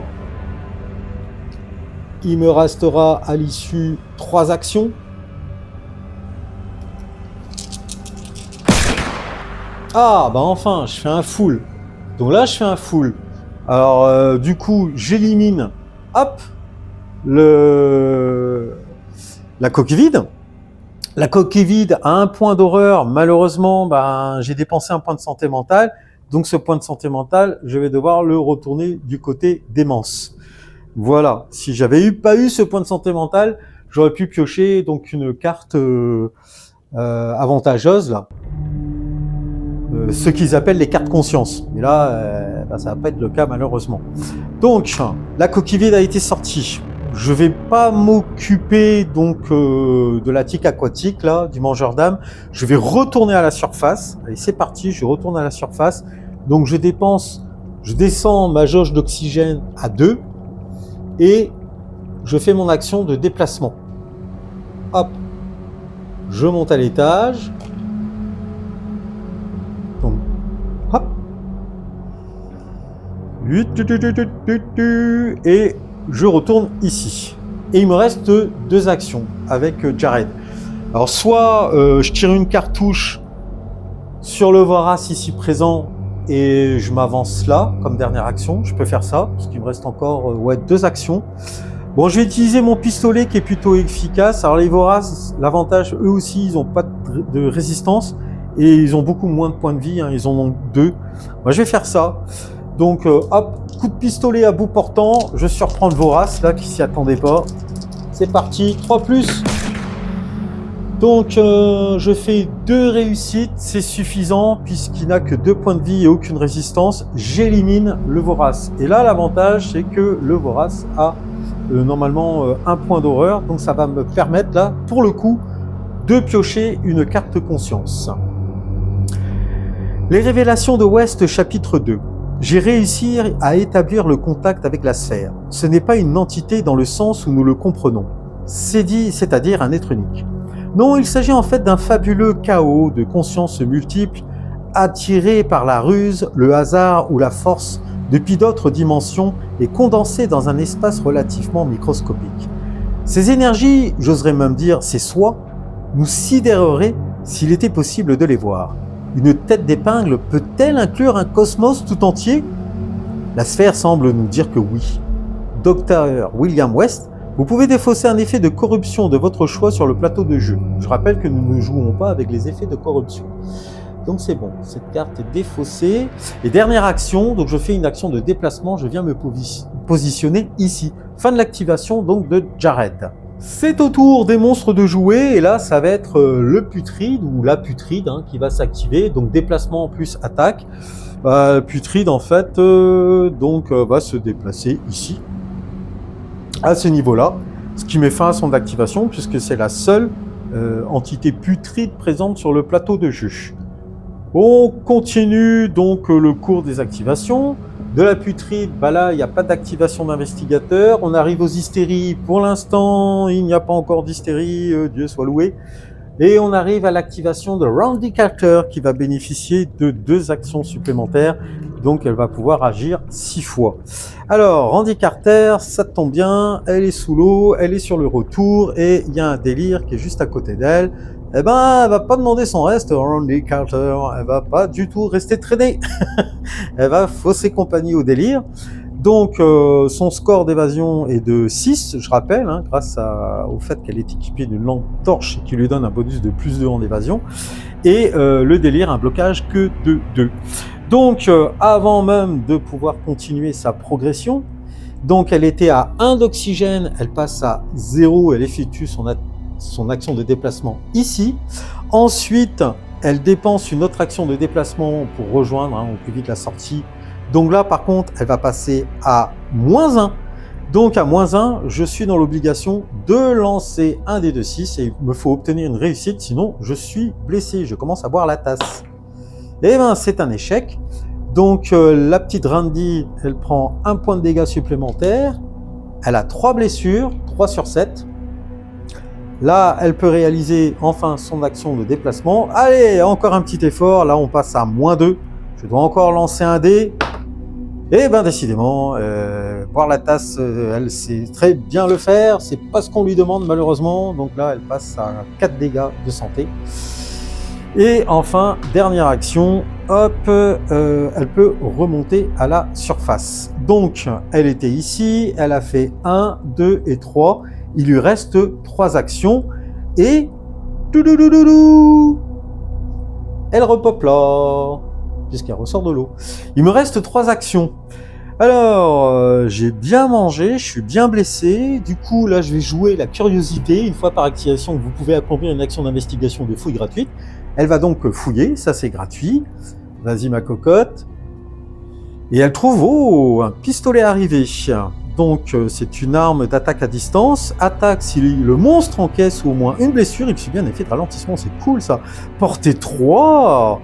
5 dés en attaque, 4 pour toucher et 1 dégât par touche réussi. Mais c'est bien ça. Ça me plaît beaucoup. Donc je vais mettre ça dans mon petit inventaire. Je vais défausser ma carte regain d'endurance. Non, je vais pas la défausser. Je vais plutôt commencer à utiliser ma seringue de guérison. Vous pouvez placer un jeton de santé mentale sur cette carte à tout moment pour vous guérir d'une blessure. Et défausser cette carte dès qu'il y a 3 jetons de santé mentale dessus. Alors pour l'instant, elle n'a dépensé aucun jeton de santé mentale. Elle peut dépenser jusqu'à 5 jetons de santé mentale. Donc elle va commencer à en dépenser un. Hop, sur la carte, sur la seringue de guérison pour se retirer une blessure. Donc elle repasse à 3 blessures maxi. Ça c'est cool. Et maintenant, donc il me reste 3 actions. 3 actions à accomplir. Je rappelle que la fouille est gratuite pour elle. Alors moi j'ai un savoir ésotérique, une fois par activation, vous pouvez prendre un jeton de santé mentale de chaque autre investigateur. Ouais, mais bon, ça c'est pas trop intéressant. Alors est-ce que je tente une petite action de tir là avec ma nouvelle arme que je viens de trouver là, tout frais et tout, etc. Pour l'instant, je suis pas trop en danger, donc j'ai le choix entre viser soit le putride. Ah, quand même 6 points de santé, 1 de résistance. Et le difforme, mon cœur balance, 5 points de santé, 2 de résistance. Allez, je fais un petit tir là. Ou est-ce que... Parce que là, j'aurais pas assez pour passer. 1, 2, 3. Mais bon, je me retrouve directement menacé. Vous savez quoi? Je vais viser le putride. Je vais viser le putride.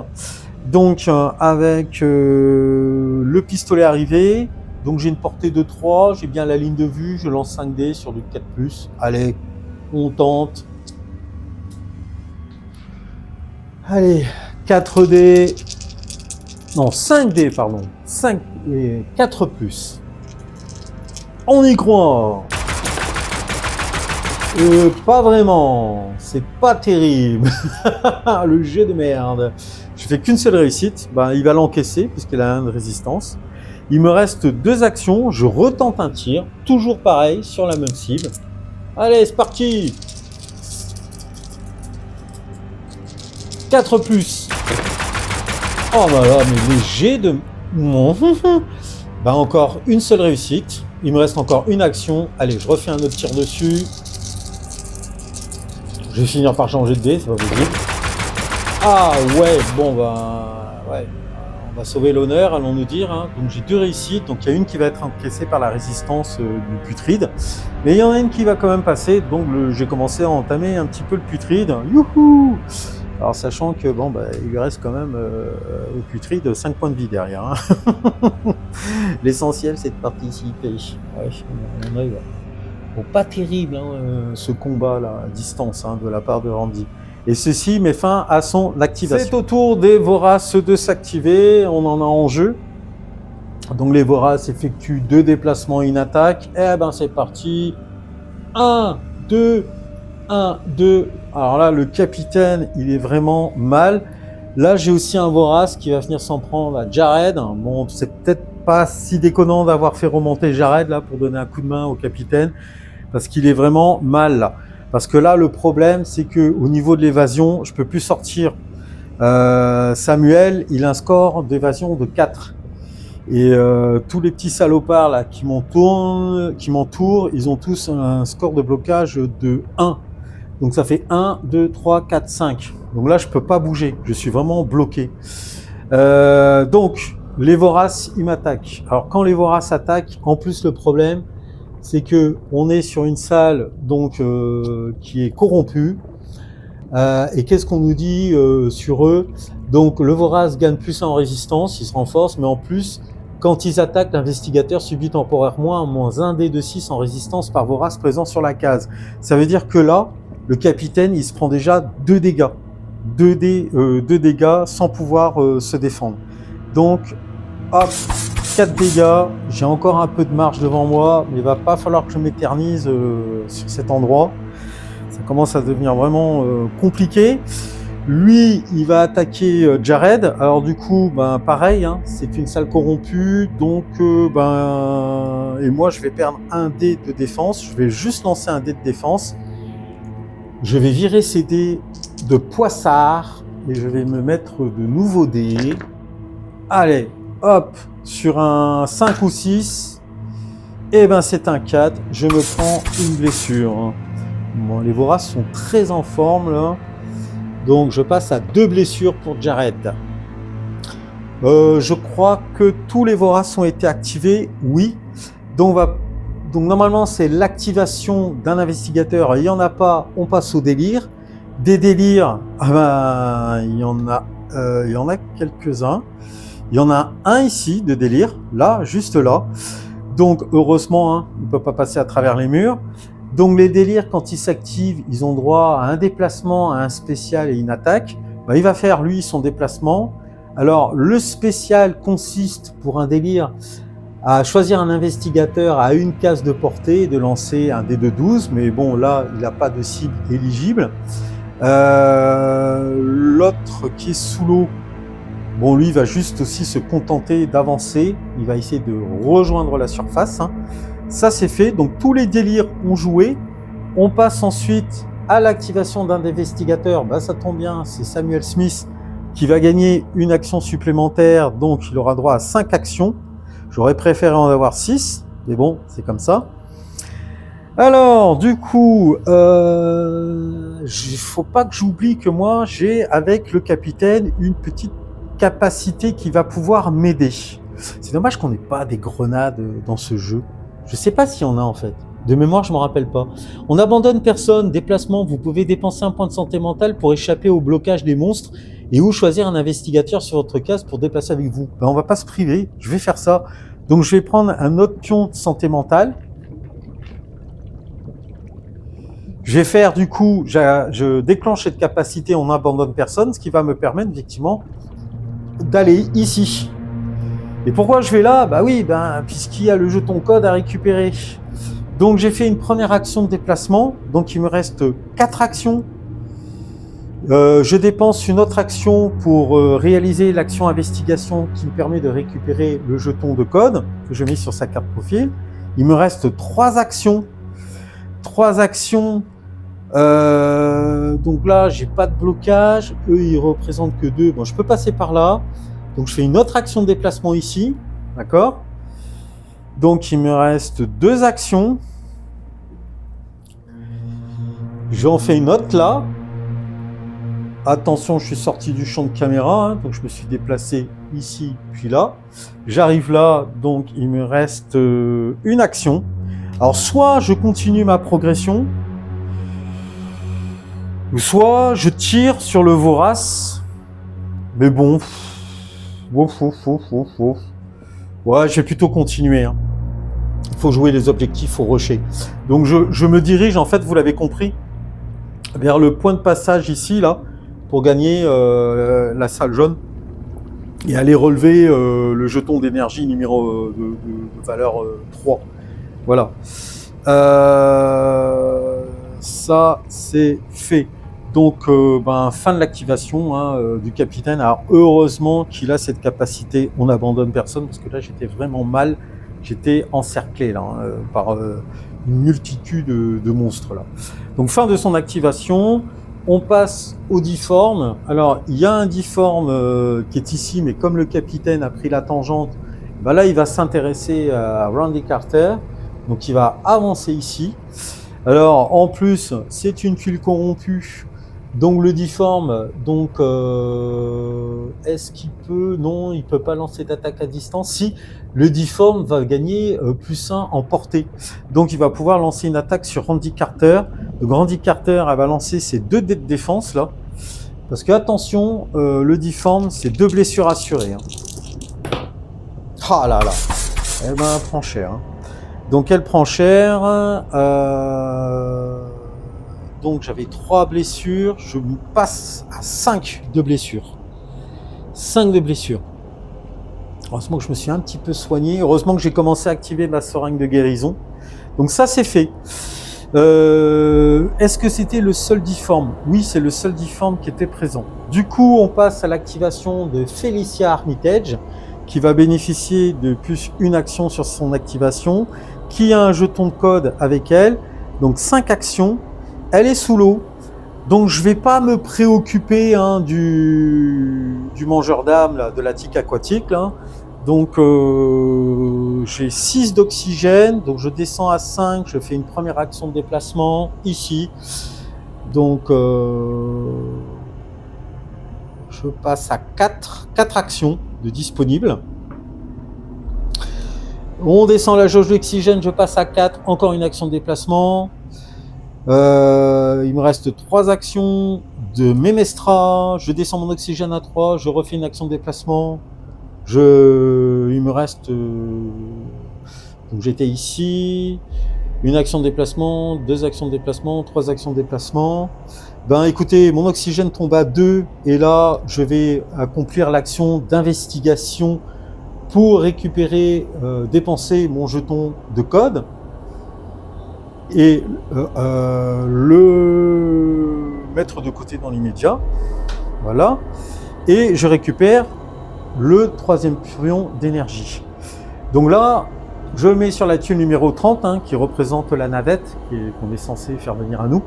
Donc la moitié du travail est faite, puisqu'il faut 12 points d'énergie pour rappel, donc là j'ai 6 points d'énergie. Donc c'est fait, il lui reste encore 2 actions. 2 actions, donc j'étais là. 1, 2, 3, 4. Ah non, il me reste plus qu'une action, parce que je n'avais droit qu'à 5 actions. Donc je vais entamer mon retour, une action de déplacement. Évidemment, je n'oublie pas de descendre ma jaune d'oxygène, qui passe à 1.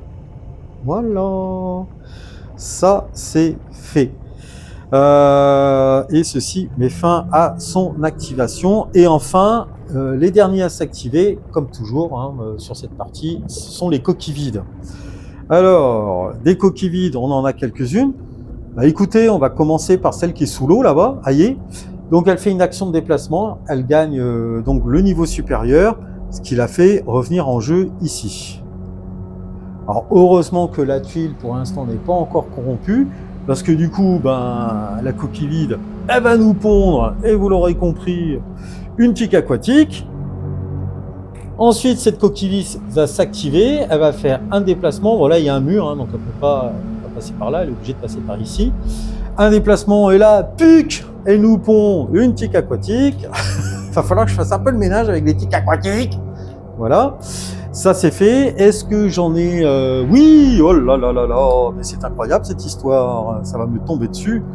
On a lui qui est là, donc lui, bon, il va se déplacer dans cette direction, parce qu'il a une petite ligne de vue sur Jared, hein. Et pouf, il pond la tique aquatique. Alors là, le problème, c'est que là, ça l'est corrompu, donc le mangeur d'âme va s'activer dans la foulée.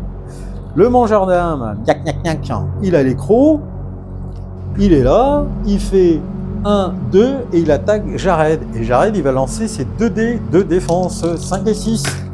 Oui, c'est un 6 et un 1. Bon, le 6 et le 1 me sauvent la mise, donc j'évite de me faire blesser. Et ceci clôture toutes les activations des investigateurs et des monstres.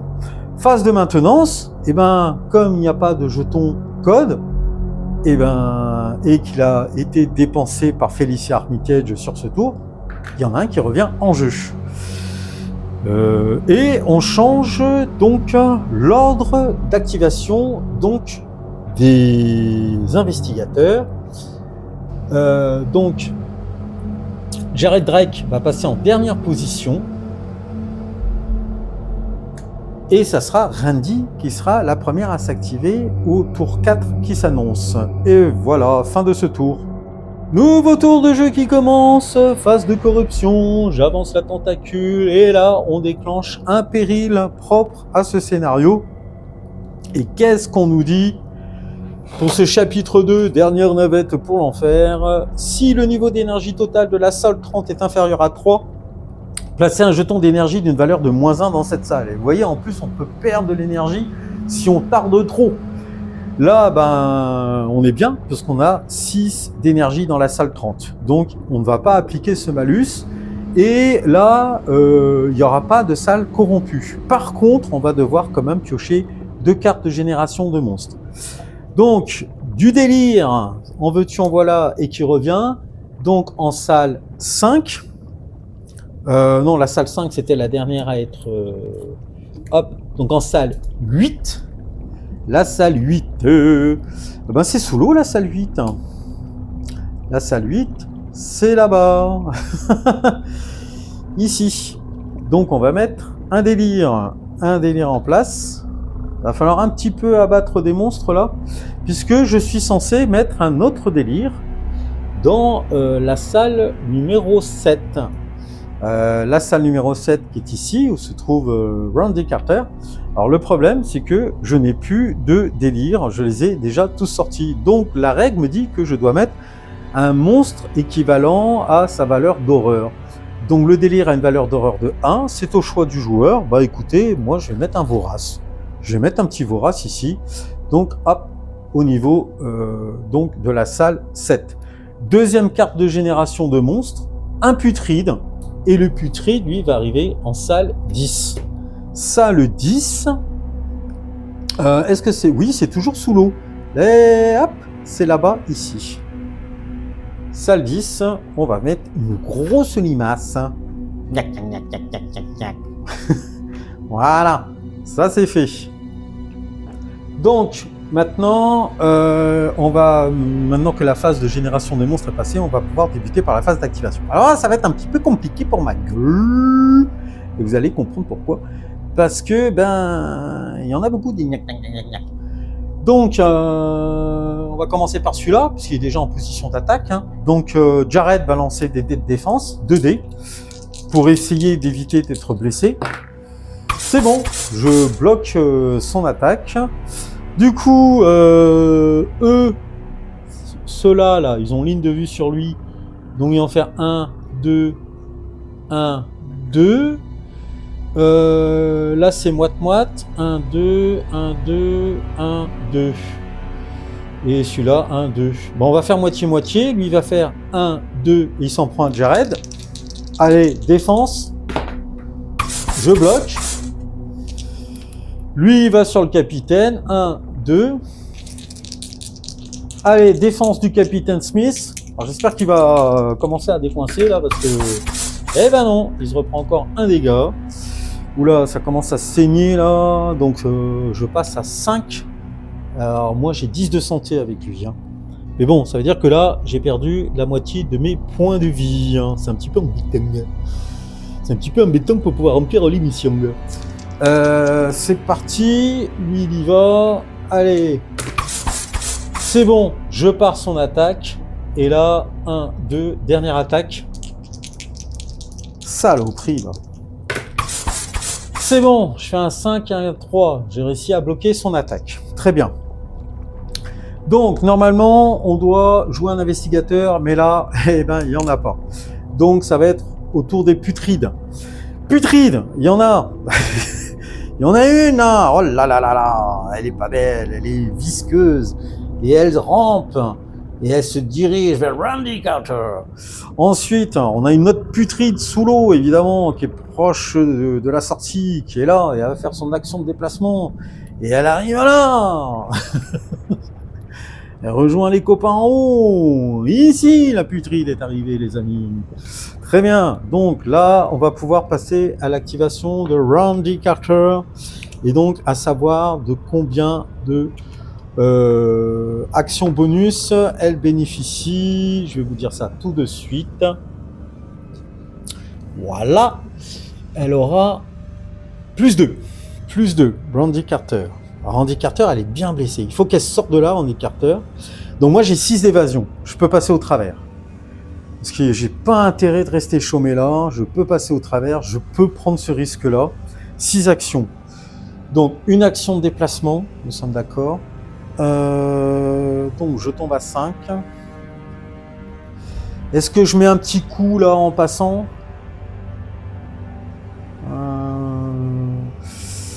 Ouais, je vais en profiter pour remettre un pion de santé mentale sur ma carte de seringue pour, hop, me soigner d'une blessure. Je retombe à 4. Hein. 4 de blessure. Ensuite, je refais une action de déplacement. Donc là, moi j'ai un score d'évasion de 6. Les deux cumulés, putride plus difforme, ça fait donc 4 de blocage. Donc je suis supérieur à eux. Donc je peux encore me déplacer sans problème. Donc hop, il me reste 4 actions. Je fais un petit tir de pistolet arrivé, bon, histoire de dire... bon, l'essentiel c'est de participer. Voilà, hein, on va la jouer comme ça. Donc le pistolet arrivé... tac, tac, tac, c'est 5D et je touche sur du 4+. Allez, toujours sur le putride. Oh, celui-là est cassé. Ouais, ça fait 3 réussites. Donc le putride va m'en bloquer un, mais il va s'en prendre 2 derrière. Donc je lui fais mal. Donc hop, il a 3 blessures, donc ce qui signifie qu'il a perdu la moitié de ses points de vie. Le putride. Voilà, c'est la maison qui régale. Il me reste donc 3 actions derrière. Et ben on continue. 1, 2. Il me reste encore une action. Une action. Tiens, il y a lui, il est parti tout à l'heure sans... Il a volé là. Donc à eux, ça fait 3 de blocage. Moi, j'ai toujours 6. Il me reste encore une action. Allez, vous savez quoi ? Je vais tirer sur lui parce qu'il est déjà entamé. Donc toujours avec mon pistolet arrivé, je vais me faire plaisir. Donc ça sera ma dernière action de ce tour. Allez, je fais ça. Pistolet arrivé, un petit tir. 5D sur 4+. Allez, vas-y.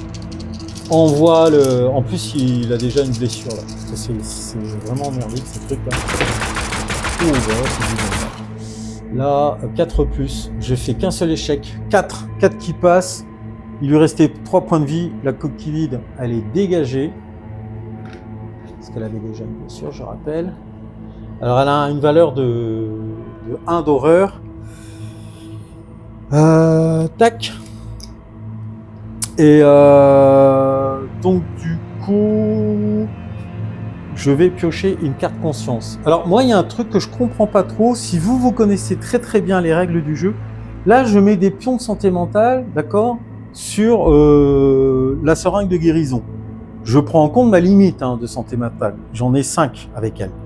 Donc on est d'accord, il me reste 3 points de santé mentale.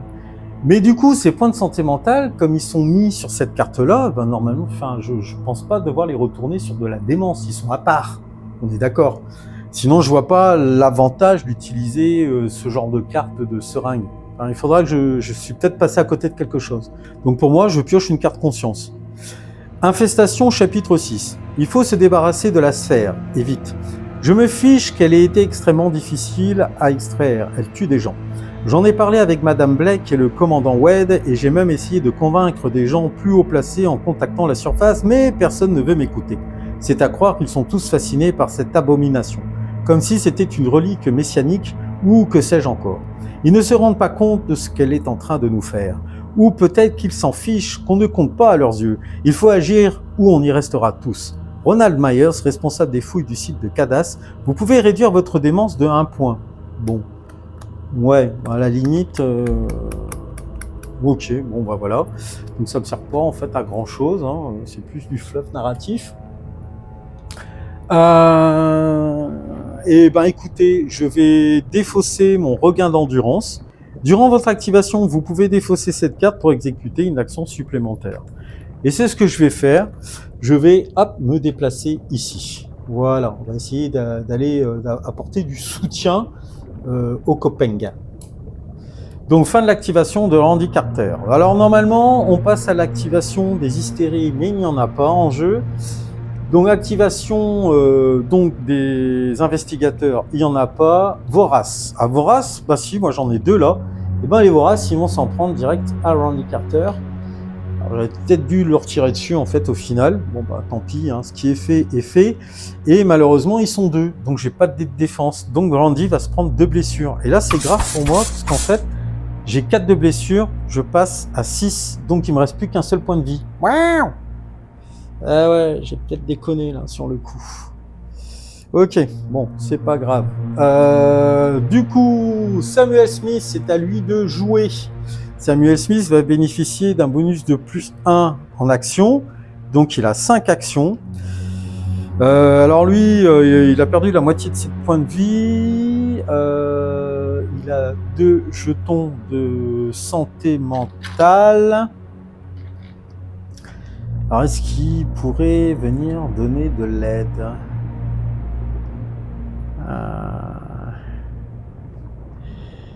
Ouais. Bah, il faut y aller là. En fait, le problème, c'est que je vais devoir faire un changement d'équipe là.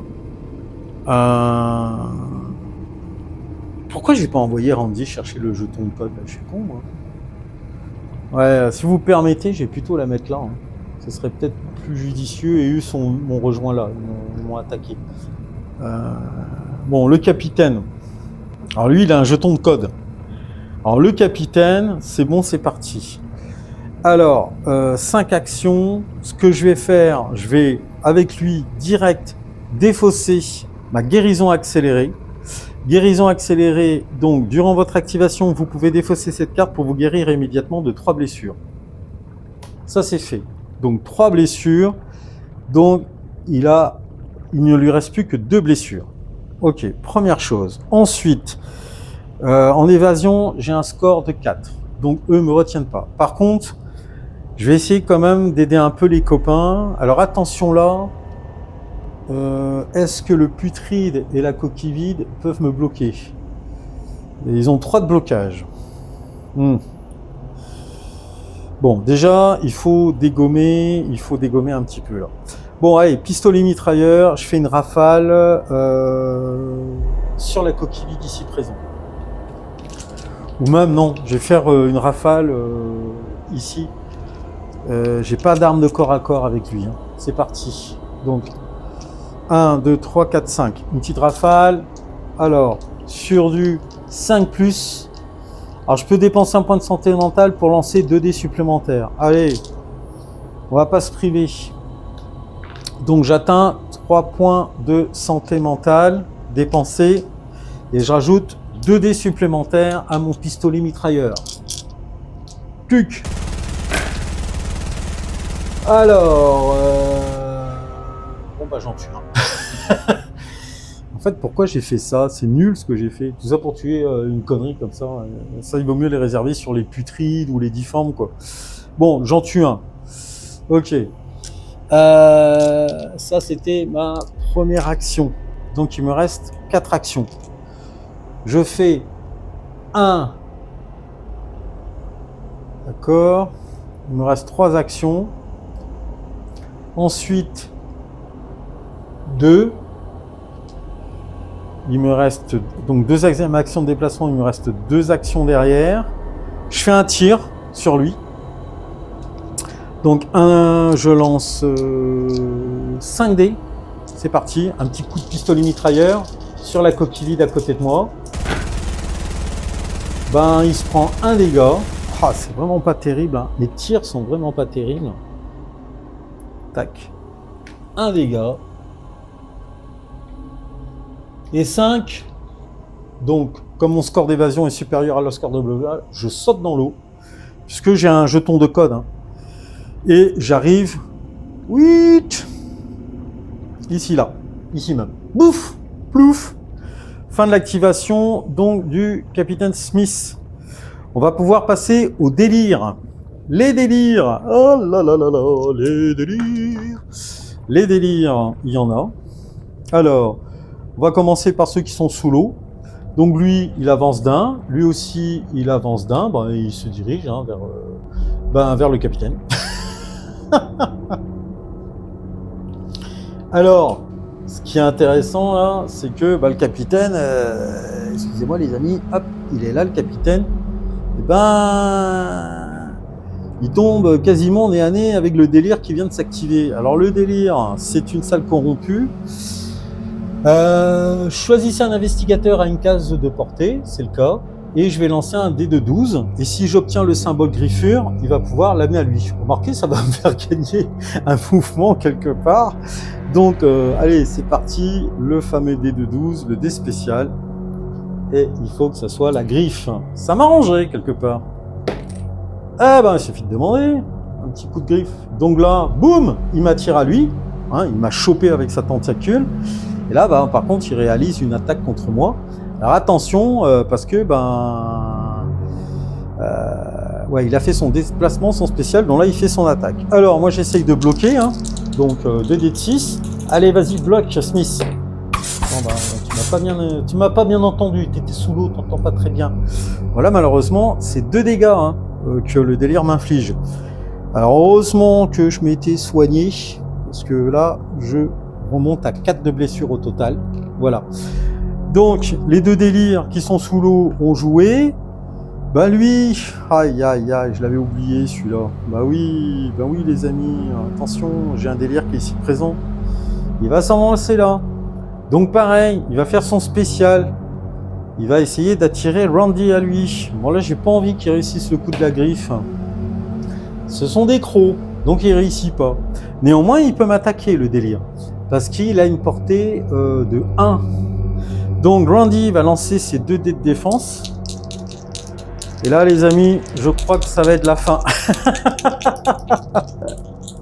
Je crois que malheureusement ça va être la fin. J'ai fait un très mauvais calcul. Parce que Randy, elle a 6 de blessures. Et il lui reste plus qu'un point de vie. Ah mon Dieu! Ah mon Dieu! Ah mon Dieu! Ah mais ma vie est trop nulle! Bon Randy les amis, elle se fait détruire par le délire. Et malheureusement, quand vous perdez un investigateur dans ce jeu, c'est la fin de la partie. Et voilà! Ouais, voilà, bon bah c'était une partie, hein, je voulais tester hein, avec, on va dire, les simplifications, on va dire le mode facile, ouais, on peut appeler ça un mode facile. Donc 4 actions par activation de base pour chaque personnage, donc plus les jetons bonus d'actions supplémentaires, plus donc équipe mieux préparée avec usage et utilisation de leur fameuse seringue. Sachant que j'avais fait une partie la veille, et je suis allé beaucoup plus loin en fait. J'étais sur le point de réussir. J'étais arrivé, en fait, j'avais arrivé à alimenter à 13 jetons d'énergie la navette. Donc j'avais fait appel à la navette, mais alors c'était pas encore gagné parce que il fallait amener tout ce beau monde, tous mes investigateurs dans la navette. Donc j'en étais arrivé à ce stade-là. Et par contre, la partie a été super longue. Et pourtant, je ne gère que 4 investigateurs. Alors c'est vrai qu'en fait, on gère nos 4 investigateurs avec leur capacité qui leur est propre, plus les seringues. Alors, il faut tout bien lire, tout bien gérer. En fait, pour jouer à ce jeu, il faut avoir du temps, énormément de temps devant soi, et ne pas se précipiter lorsqu'on y joue, c'est-à-dire rester bien concentré. Alors, malheureusement, plus la partie va être longue, plus votre niveau de concentration, allez, vous voyez, le mien, il est en train de s'effriter là, il s'étiole. Et vous commencez par zapper des choses de ci, de là, puisque les monstres aussi, chaque monstre, que ce soit les mangeurs d'âmes, et encore, c'est pas les plus compliqués, mais les putrides, les hystéries, les voraces, les délires, et encore, vous pouvez même mettre des monstres épiques, donc ça va rajouter de la complexité, puisque chaque monstre a ses propres capacités lorsqu'il s'active, ses actions spéciales, ses déplacements, le fait que la tuile soit corrompue ou non. Et d'ailleurs, vous avez vu, je n'ai pas utilisé le moindre jeton de corruption dès qu'une tuile était corrompue, parce que là, franchement, c'est l'usine à gaz. Alors, le jeu est plaisant, il est dur, voilà. C'est un jeu qui va vous demander du temps, de l'investissement pour pouvoir pleinement en profiter. À la limite, j'ai envie de dire, ce jeu se suffit à lui-même. Si vous voulez, vous dites, tiens, cette année, je me consacre qu'un seul jeu, Deep Madness remplit tous les critères. Je peux vous garantir, vous allez jouer qu'à ça. Il n'y a que 8 scénarios, mais avant d'arriver au bout des 8 scénarios, vous allez ramer, les amis. Alors, je sais que certains adorent les hauts niveaux de difficulté, un peu comme les joueurs de jeux vidéo comme Elden Ring.